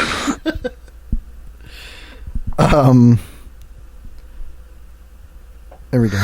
Yeah, I just wanted to make you think and make you remember that there's only one person that's really truly the baddest, and the baddest dude ever to hit the block, Corn Dog was a bad dude. What? And he rolled with some bad boys. He had to go out there with a chain and a straight razor. And apologize. I'm sorry. Not for kicking you out, but for calling you Esther. And from that day on, he was never messed with because Joe Biden. But, nevertheless, Corn Dog was a bad dude. Yeah. Wow, dude. I'm a little nervous about that. Like, I feel like we already knew Corn Pop was a bad dude, but now there's a new bad dude on the block. Yeah, I call him Corn Dog. And he's the baddest. He's the baddest dude. I don't know if I don't think I'm comfortable with that, dude. It's hard to get him, dude. You never know, man. Corn Dog, Corn Pop, the left, I'm sure will come up with one soon. Yeah. Hopefully it won't be Pinocchio, Just saying. Facts. So listen, dude, I enjoyed having you in tonight. I think we had a blast. Your friend, Killahsiz, was awesome. And also our friends at the IRNbroadcast.com. Stick around. John LeBang's coming up in a couple of minutes. Come back tomorrow to the IRN and check out Open Mic Live, followed by Nitwit.tv, and then Friday night, boom, shakalaka, SpiculiTV.com. So thanks, Mosh, for coming, dude. Absolutely. I just want to say thanks a lot. Follow me at Mosh Jelton, MoshJelton on Twitter. And go look up Killahsiz on YouTube. Just type in KILLAHSIZ. And great show. You're listening to the Kevin Holly Show, which is one of the best, number one. It's got to be number one. One of the best number one. Yeah. It's number one in Tampa Bay, right? Yeah, the number one, best number one, for sure. We're going to win Creative Loafing's best. Nah. Yeah. For sure. If they do better. Well, sure. We're going to do better than that. Well, whatever. They gotta liven it up. We'll take that too, though. Oh yeah, we'll take it. Fine. Okay, I'll take my it. shit. If it's given to me, I invented Creative Loafing, 1957, Memphis. James Brown. Mosh, thanks, dude. You're welcome, man. All right, we're out of here, man. We'll see you next Wednesday. See you Wednesday. Thanks for listening. He's getting tired. It's time to end the show. He really freaking blew. It's end of the Kevin Holly Show. I'd like to thank you for listening to the Kevin Holly Show. I hope you've had as much fun as we have bringing it to you. It's really been a pleasure. And be sure and get us again next week. Okay. Bye-bye. Viewer discretion is advised.